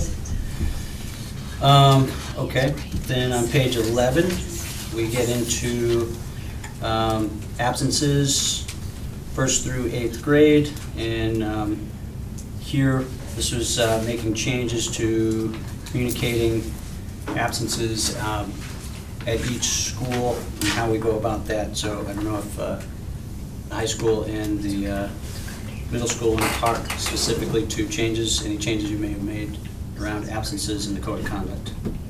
Basically, it's again putting in the 5th unexcused absence, but we already had 18 days of absences, 10% of the school year. So we weren't changing some of the current things we do, but we did want to recognize the law. You okay so far? Okay. Actually, no, on the tardiness for the high school, do you still need to have, if the parent calls, send in a note, or does it have to be from a doctor? If it's for, they're going to an appointment, they're going to orthodontist, is it still you need to have the letter from? We ask for a physician's note. You do, okay. All right. Okay. All right. Moving to page 12, you have the high school Students in Good Standing program. We've crossed out what we're taking out, and the high school has rewritten it somewhat. There is an omission of a word, I believe, in the middle there, ineligibility for tardiness over the course of the year. I think year should be in there, 20 points, and then it goes on to say can be reduced with continual promptness. Now, a little confusion on my part. Dr. Flynn, this still states that if a student is not in good standing, they cannot participate in extracurricular activities. That's correct. That is still, okay. All set for students' good standing? Okay. We took out quite a bit around the high school tardy points and so forth. That's on page 13. Then on page 17. The students still reduce points? I'm sorry? How do students reduce, are they allowed to reduce points? Which ones, tardy or discipline? Tardy points can be reduced by being on time 5 days in a row. Okay. Subtract 3 points. Discipline points? They have to serve 3-hour detention or do community service. Thank you. I have a lot to learn for next year. Except we'll just stay out of my office. That's the easiest way. Yeah, exactly.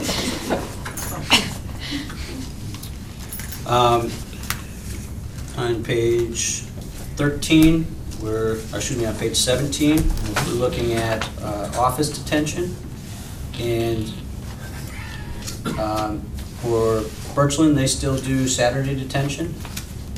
And if a student misses an office detention, I think the change here is when we get to the high school, we're not immediately suspending, am I correct? No. For Missing an office detention, administrative detention. I'm not sure I'm following you.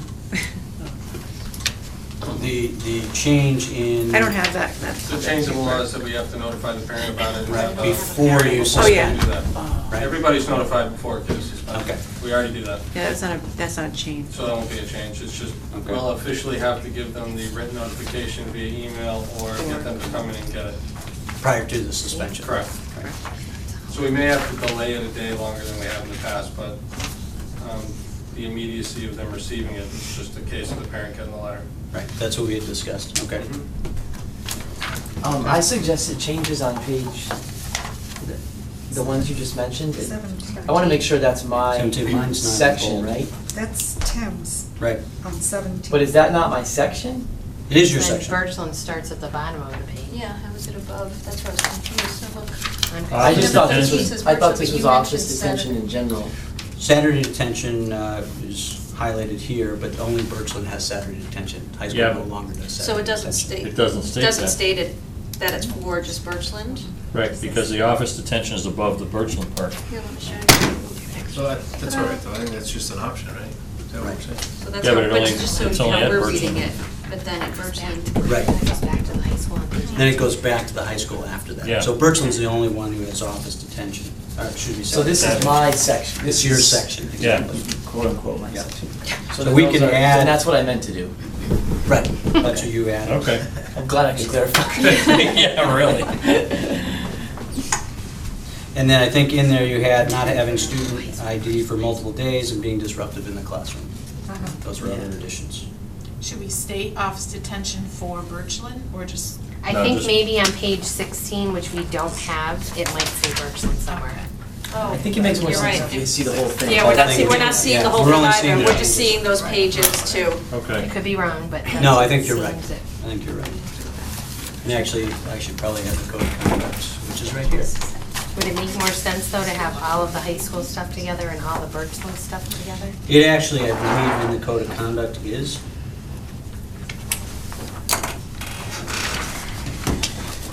It Doesn't say, it doesn't doesn't change over to clarify. Birch. 16, Birchland, starts with doesn't Birchland change. Park Middle School.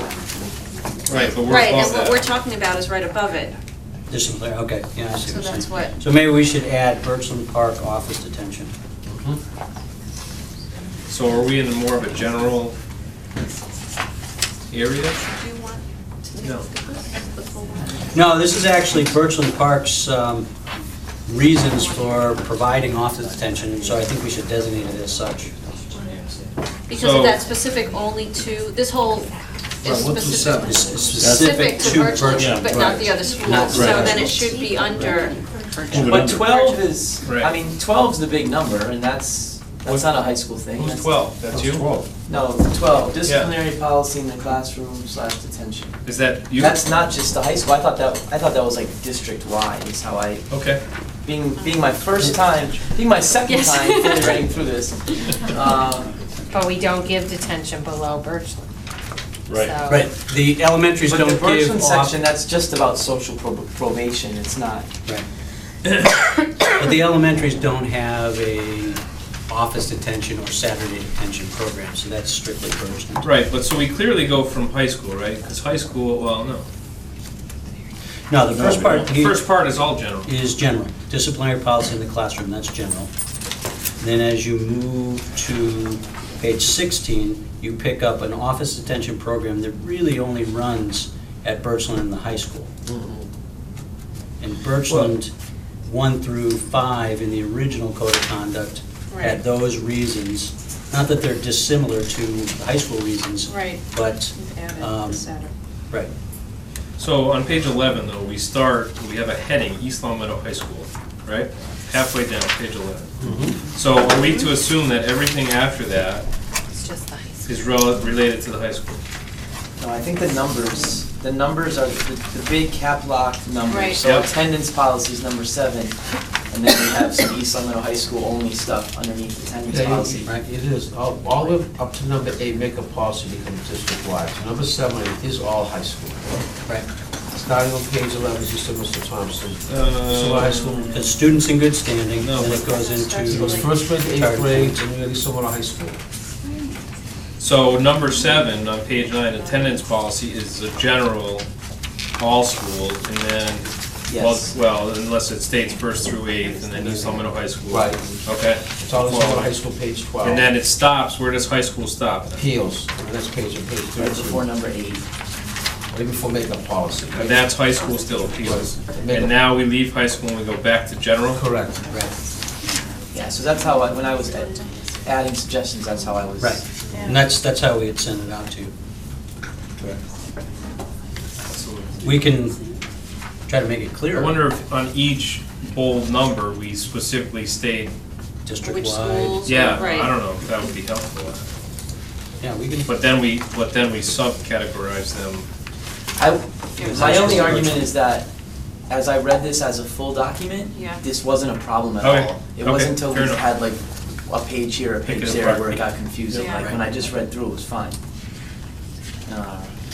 I do think you have to qualify that office detention that it is Birchland Park. Yeah, I think I would agree with that. Yeah, because that's just kind of hanging out there. Do we want to find though that with the changes of how we give suspensions and stuff like that, we want to think about, I mean, over the course of the year, we've got to want to keep the kids in because we've got to find a place for them. Do we want to do more? Where are you going to put them in your office? Yeah.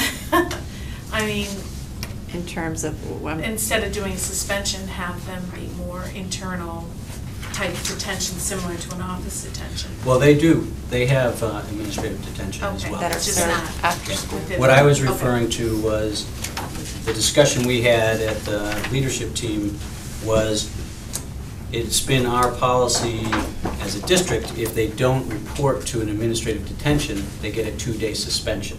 Got it. And so with the changes in the regulation, is that something that we want to continue? Because we do have to report students who, in a cumulative fashion, build up over 10 days of suspension. That's something we have to now report to DESI. Okay. Okay? Okay. Okay. All right, so we'll change Birchland Park office detention on page 17. Okay, and then we go to page 18, disciplinary action by administrators. In this section, we have changes around how short-term and long-term suspensions would take place in terms of, now that you're getting into the regulatory changes. Okay, we now have to, this is actually the high school in terms of disciplinary. Do you want to put in there disciplinary action by administrators where you can have Saturday detention, if people see that? You want to put high school That's and at the high Birchland? school? 11 and 12, that's Birchland Park. Oh, that's still Birchland? We're at 15. Yeah, I don't Birchland have, Park, yeah. I don't have bolded copies, so I'm trying to read. Oh, here, Jim. Page 18. Yeah. Thank you. Okay. All right, so this is just, Still under person? why would that still be under Birchland though? I think you have to say that. I think we do too. Yeah. You have to just have a notation next to office detention instead of detention, that's Birchland. At 15 are we at? We're on page 18. Page 18, Number Yeah, but under number 15. 15. So the 11 and 12 should both be Birchland Which only? are Birchland's, yes. Okay. Noted Okay, that. 11. Well, Office but it detention and says, Saturday. it says measure including but not limited to the following, and because let's face it, I mean, I doubt we're gonna be doing illegal drug controlled substance testing at Meadowbrook, so I would just leave it. Okay. And just, It's fine. yeah. Fine, man. You okay? Yeah. Okay. Okay. Then moving to page 19. Basically how it works, this is now high school disciplinary points, and we did highlight that on page 18. And the change there is when a student reaches 13 disciplinary points, an administrative detention will be assigned, and the student could possibly have a short-term suspension. With me on that? Okay. After an administrative detention is administered and served, points are then reduced. We took out number 4 there, the ways that points were reduced in years past. Everybody okay? Yep. So why, are they still reduced the same way? No, they're reduced in different ways now. Community service as well as promptness, am I correct? What's that? Continued promptness? That's for the student, for tardies. Is that stated somewhere? It's in Stated our, under tardiness. Both the tardiness and the point reduction. And students in good standing. The point reduction for tardies is in the student in good standing policy. in the handbook. And what about the student points? For discipline points, it's 3 hours of community service, that's it. Is that somewhere Those are the stated? I Should believe be, so, but yeah, I'm looking in the I don't have that paper in front of me, so I couldn't tell you where. I'm looking at it right now. Are you talking about the code of conduct? Students in good standing talks about how the tardy points can be But not the reduced. tardy, the discipline points. I'm looking right now. Discipline points on how it works. A student which is 13 disciplinary points. They get the administrative detention. and Right, then but if they points can are- reduce points by 3 hours of service. They can't They with can't disciplinary reduce points, points. so it's only tardy That's only points. for tardies. Right. They can Until reduce they get tardy to points, but they 13, can't reduce disciplinary Then they points. can do Correct. community service at 3 hours. So we can reduce them once they hit 13. When Mr. When they- Patera was asking, in the past, they could reduce points doing things like washing a teacher's Oh, boards before they and got to desks, 13. Correct. things that are considered really dumb. So we don't do that anymore. Okay. Not much of a deterrent if you can reduce points by going and washing some desks, I don't think. So we made them 3 hours or community service, something a little more legitimate. So once they hit 13, they get the administrative detention. Correct. For the community service. That's So what- they take the community 3 service. hours. The community service tends to come into play when it's somebody with the tardy points more than for the discipline. Okay. Discipline's at 3 hours. That's the administrative detention. There are some kids with dramatic tardy points. There are a few, but there are some, and they're the ones who end up doing community service to make up for it. Okay? All right, on page 20, short-term suspensions. Now, the addition here, which deals with the regulations, that students will be supplied, and this you saw in the handbooks, with the school-wide educational service plan developed by the principal, which will alert the student to additional educational services available to the student during the suspension. This is something actually that's going to be separate in each building. It will be a document that will indicate what students can expect during a suspension, and it may be things that we're already doing, but now we actually have to formalize by actually having it printed out, such as work being collected, students allowed to make up the work, and tests and quizzes that may be given. This is now dealing with short-term suspensions, so you're dealing with anything between 1-day suspension and 10 days. Okay? Students, let's say it was a 10-day suspension, students might be able to, after school, access teachers for extra help. Those would be the kind of things that, for short-term suspensions, the schools will be putting together in terms of allowing students to make educational progress. Are they still gonna get full credit on their stuff when they're suspended and they get the Oh, work yeah. done? Right. Absolutely. Does that make sense? Well, I don't think Not so much the credit. Oh, It's always started in that way. Alright. As you go down the page, then you have possible grounds for short-term suspension. We took out the unauthorized, this is on the recommendation of the attorney, unauthorized absences from school and/or truancy, that we would suspend people from that. That's now being dealt with more on developing plans around attendance. We also, actually, we didn't add there, so I take that back. I was going to say we added Mass General laws, but that's coming up. So if you flip to page 22, and you go down 3/4 of the page, procedures for short-term suspension, we've added here where the regulation has changed. In addition, pursuant to 603 CMR 53, the student will be provided with a copy of school-wide educational service plan, which will include a list of educational services available to the student during the suspension period. It is the intention of the school district to provide the suspended student the opportunity to make educational progress even during the period of suspension. So that's what I'm talking about in terms of these separate printed documents. We've taken out, upon re-entry into the school, the student will report to the school administration. That's left in, but this blank admission form, we actually don't have that. So it's not something we've been doing in practice, so we've taken it out. Questions on that? No. Okay. Then moving to page 23, expulsion. This actually has changed quite a bit because you can no longer expel forever. So we have in here, pursuant to Massachusetts General Law, Chapter 71, Section 37H, all students serving long-term suspension or expulsions will be afforded the opportunity to maintain access to educational services. The ability of a student to make continued academic progress is important to the East Long Meadow Public School District. And then in parentheses there, actually it shouldn't be in parentheses, so we're going to take that out. An education plan will be devised by the building principal or their designee, which allows a student to complete class assignments and maintain academic standing. This would be, now you're talking about long-term suspensions. You're talking anything over 10 days up until approximately 90 days. You no longer can expel for life. So These educational alternatives might be online courses, tutoring, or the use of the LPVC programming. Right now they have a program that we do utilize, which is called Temporary Alternative Placement, or the TAP program, which is located at Brush Hill. Okay, so long as we don't Those have would to be leave the, them in the school, because I feel they're getting expelled, they're a problem child, they're students, so at least we don't have to keep them in-house. There's other. not during the suspension. You do have to make sure that they have the ability to continue to make educational progress.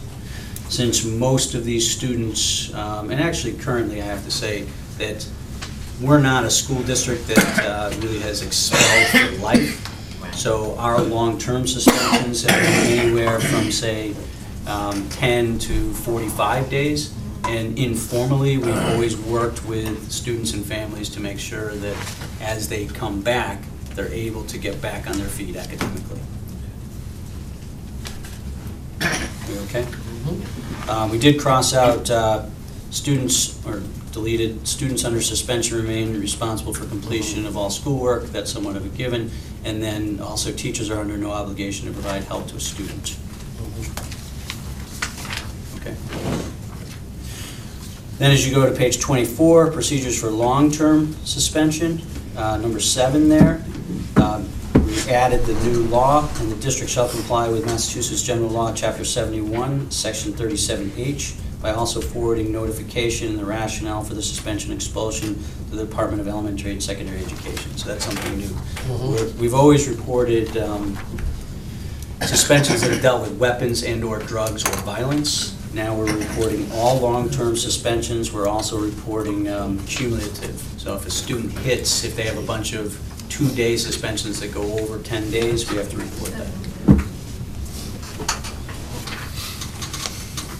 On page 25, as part of the school-wide education plan, the principal shall inform the student and the parents of the opportunities the student will be given to continue their academic progress during the term of the suspension. The student shall be given access to the class assignments and retain the ability to take quizzes and tests upon their return to school.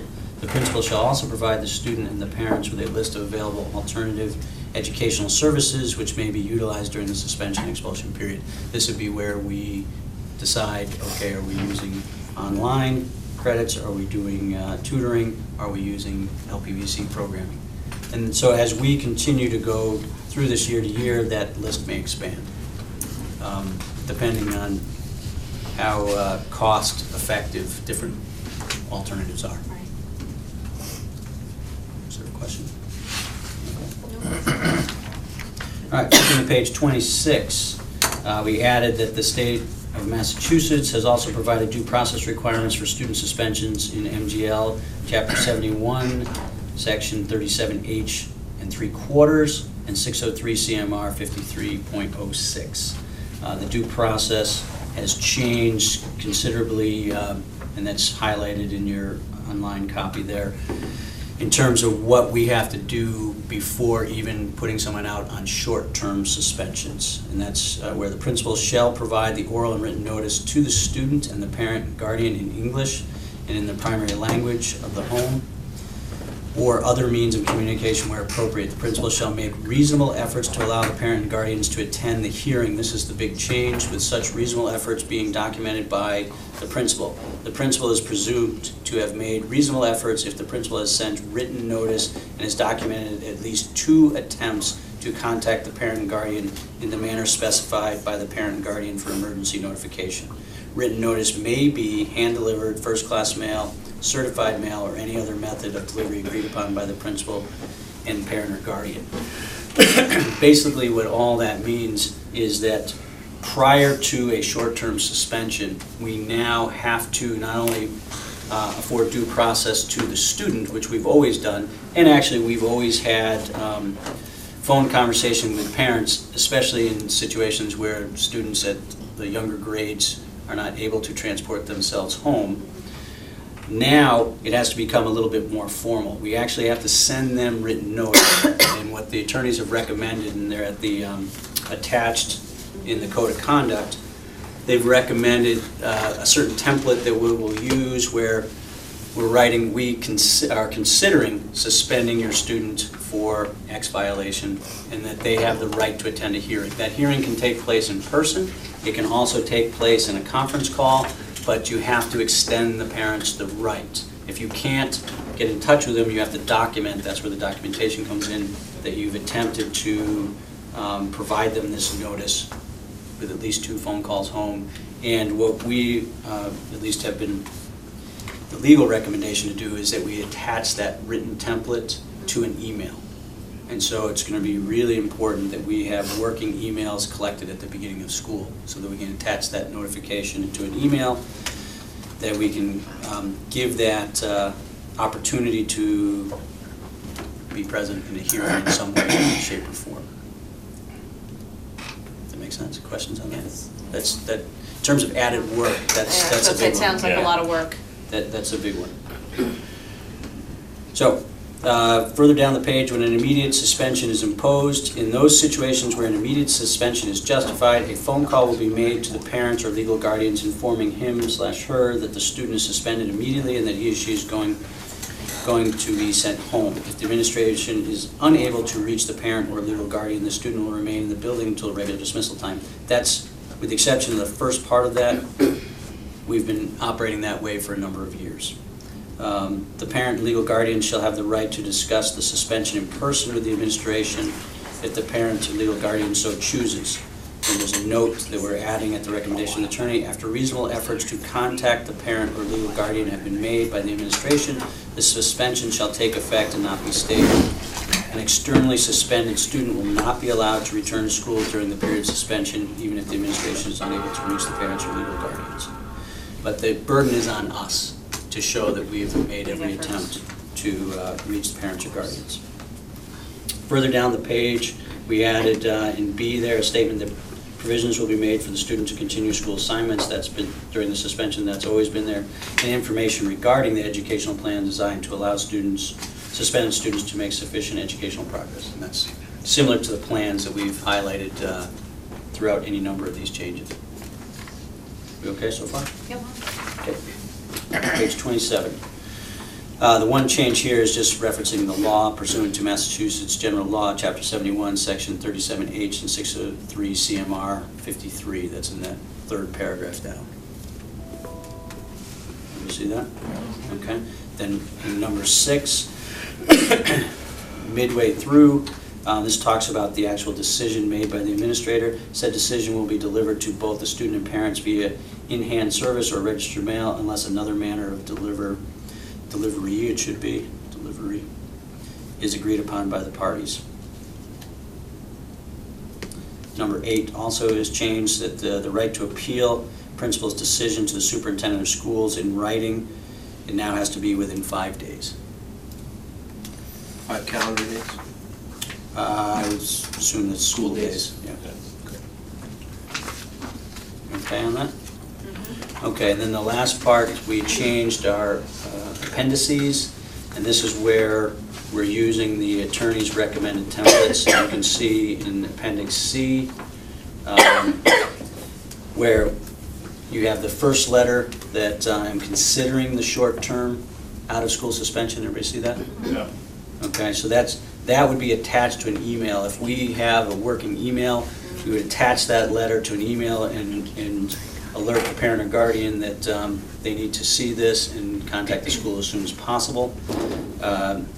That would be to alert them not only of the suspension, but their ability to participate or opportunity to participate in a hearing.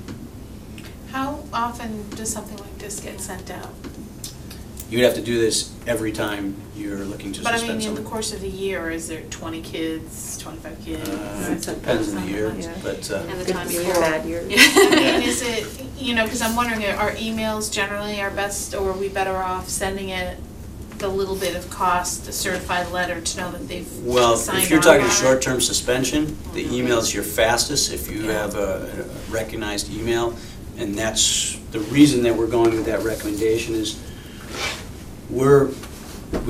all schools have been operating under the idea of you provide due process to the student, you inform the parent.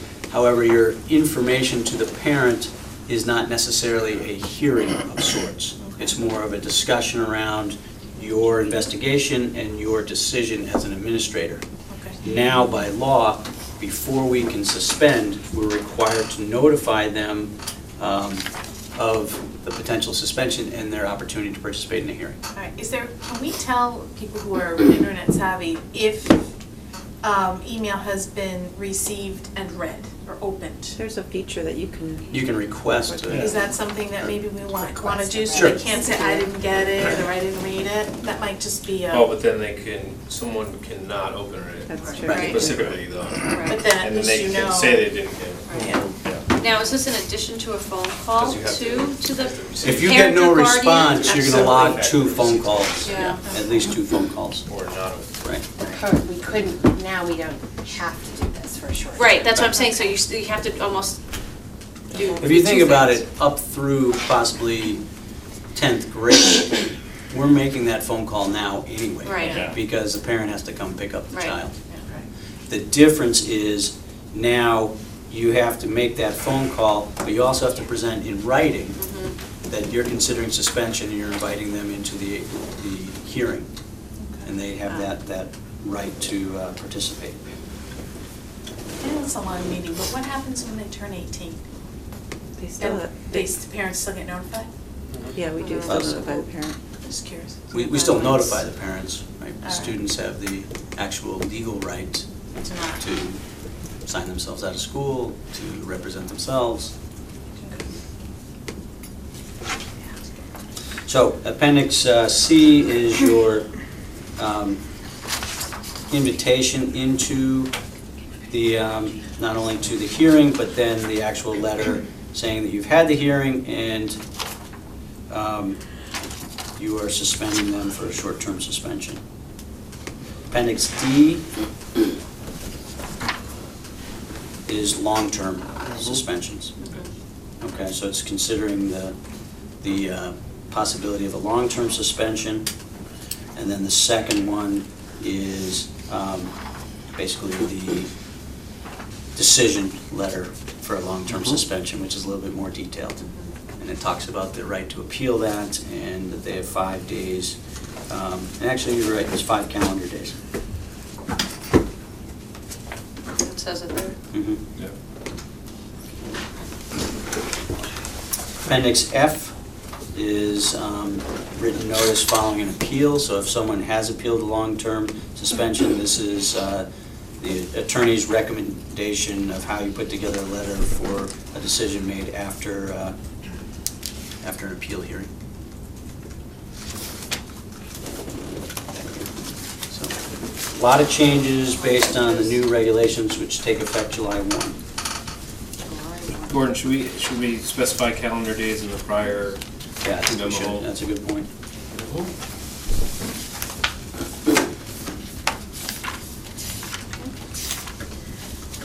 All right, any other thoughts on? Let's talk about attendance. All right, so do we make a motion to accept this new code of conduct? Make a motion to approve a code of conduct revisions for the 2014-2015 code of conduct. Okay, motion's been made. Second. Okay, any further discussion? All right, all those in favor, please say aye. Aye. All those opposed, nay. Okay, that carries forward 5-0. Leadership team, thank you very much. Thank you. Thank We appreciate it. Good night. And hopefully we'll be able to work on Your excused absences. For tomorrow. I'm just gonna ask, does anyone need to take a 5-minute break, or do you wanna just continue? Let's just keep going. So we'll just continue with them. Yep, so we have 5.2.1.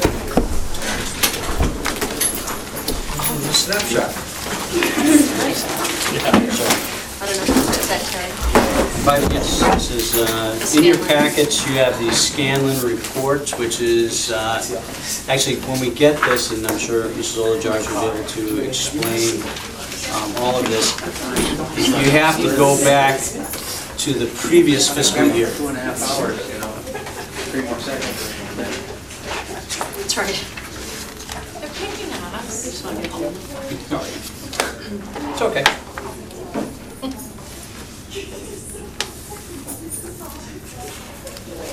Once again, very minor points made. Right.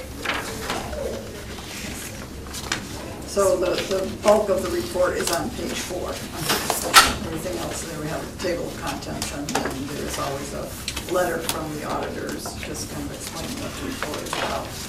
This is an audit that's done yearly on the end of the year report, which is a report that consolidates all of our budget, the grants, revolving accounts, amounts paid by the town on behalf of the school. So it really incorporates every amount of money that the school district pays in many different schedules of the report. And so this report is done every single year, and there's 3 small findings here. The first one is an error in the amount reported for athletic revolving expenditures.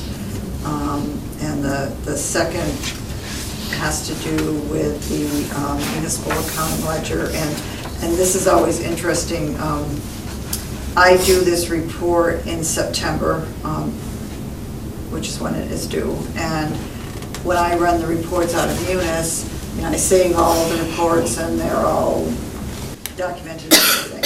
And then sometimes the town has not yet closed the books officially within Munis. So when that happens, that process, sometimes some of the numbers change a little bit for a couple of different reasons. But so that's what happened in this particular item that they've mentioned here. There was a small discrepancy in the amount of money that was, but I had the hard copy showing what I had used for a report. And so that was why we said that it just has to do with the timing of the reports that were run. And the last one is just an error in the amounts reported by the town for principal and interest. And so what happens whenever an amount is found or an error is found, we go right online to the Department of Education and put in an amendment which corrects the error. Right. It seems like things that may just come up. Terry, is this assessment by Scanlon specifically for the school department Yes. and not the town? Well, I mean, it has, I mean, we are part of the town. Right, but were there other parts of this report that we didn't receive that would include specific details of the town? Well, the Scanlon does do an audit of the whole town. This is specifically at the end of the year report. Specific for the schools, though? Right. But there are amounts that Okay. the town gives us to include in the report, and they're all part. So when we received this, the town side didn't receive something as well that was different than this? Correct. Okay. Yes, they send this to us. But the And the town as well? The town does pay the bill. But it's specific to the school accounting, right? Okay, thank you. Yep. Anything else?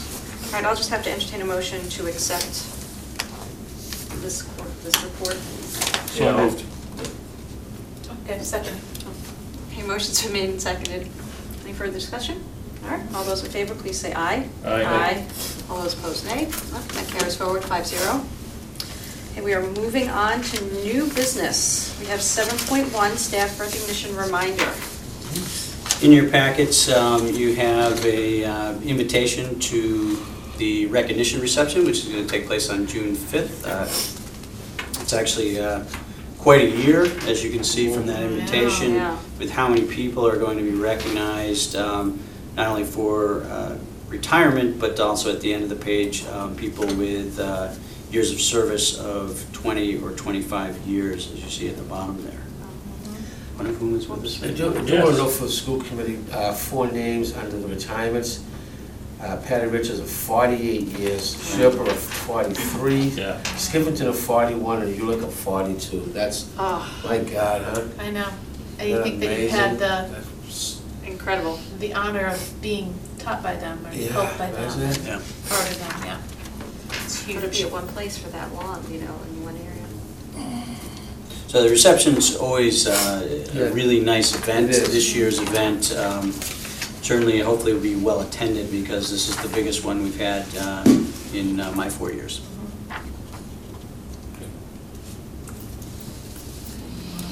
And we were supposed to That's just a respond reminder. to that already. Yeah. May 23rd. It's all right. Sorry, we missed the deadline. I sent out a reminder to the entire staff today. I suppose to say.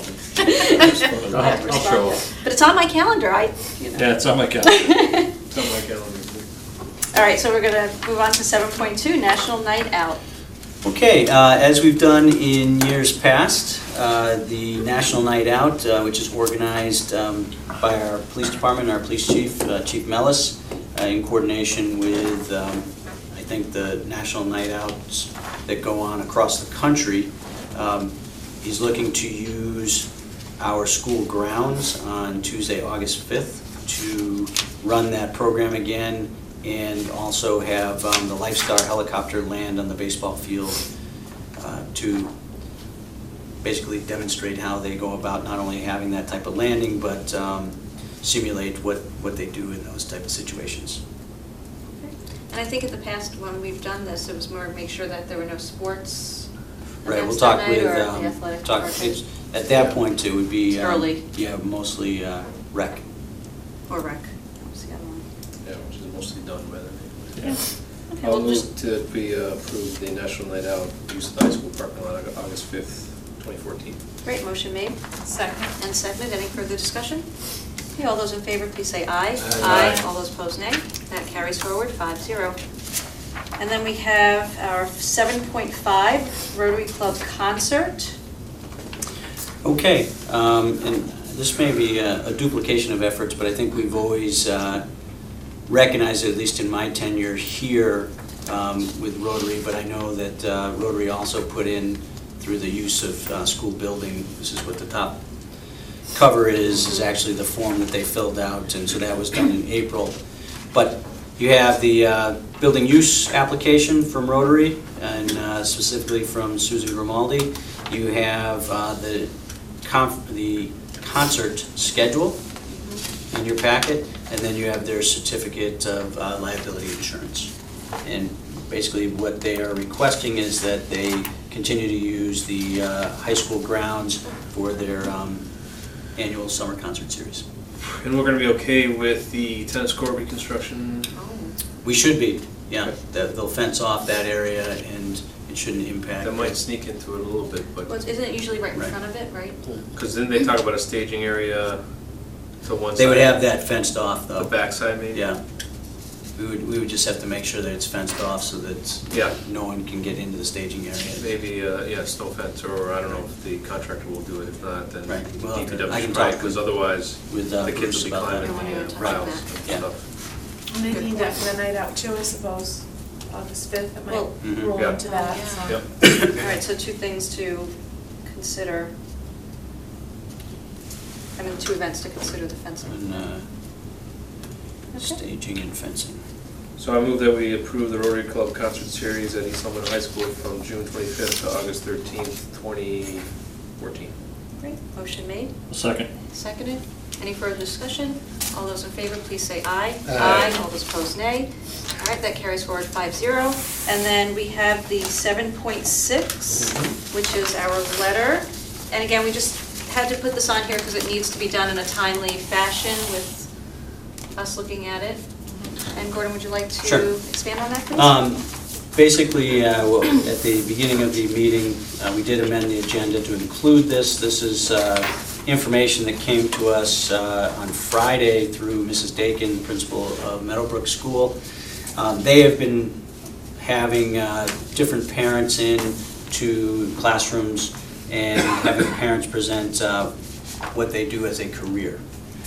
Part of that, this gentleman, Mike Baxter, who was a state police officer, is scheduled to come in within the next week or so, and was requesting that as part of his presentation, that he is able to, as a state police officer, to connect with the air wing of the state police and possibly have the state police helicopter land at Meadowbrook.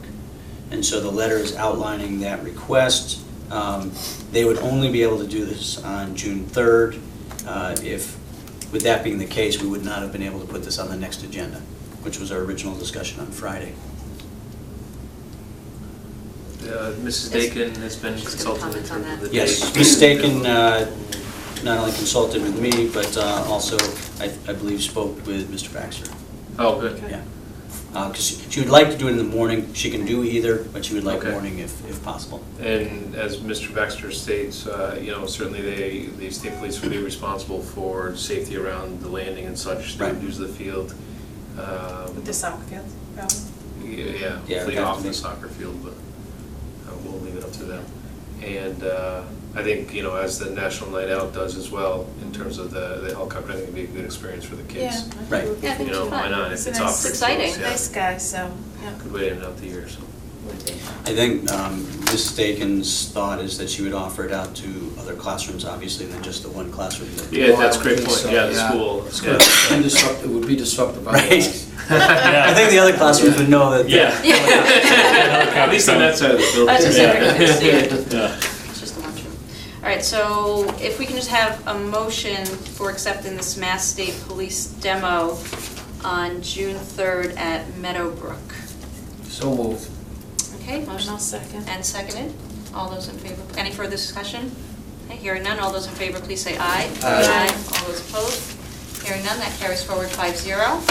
And with that, I think, is that it? We're done? Yes, we are. Okay, so if I can just have a motion to adjourn. So moved. Motion made Second. and seconded. Any further discussion? Hearing none, all those in favor, please say aye. Aye. All those opposed, nay. Hearing none, that goes forward 5-0. We are good, thank you.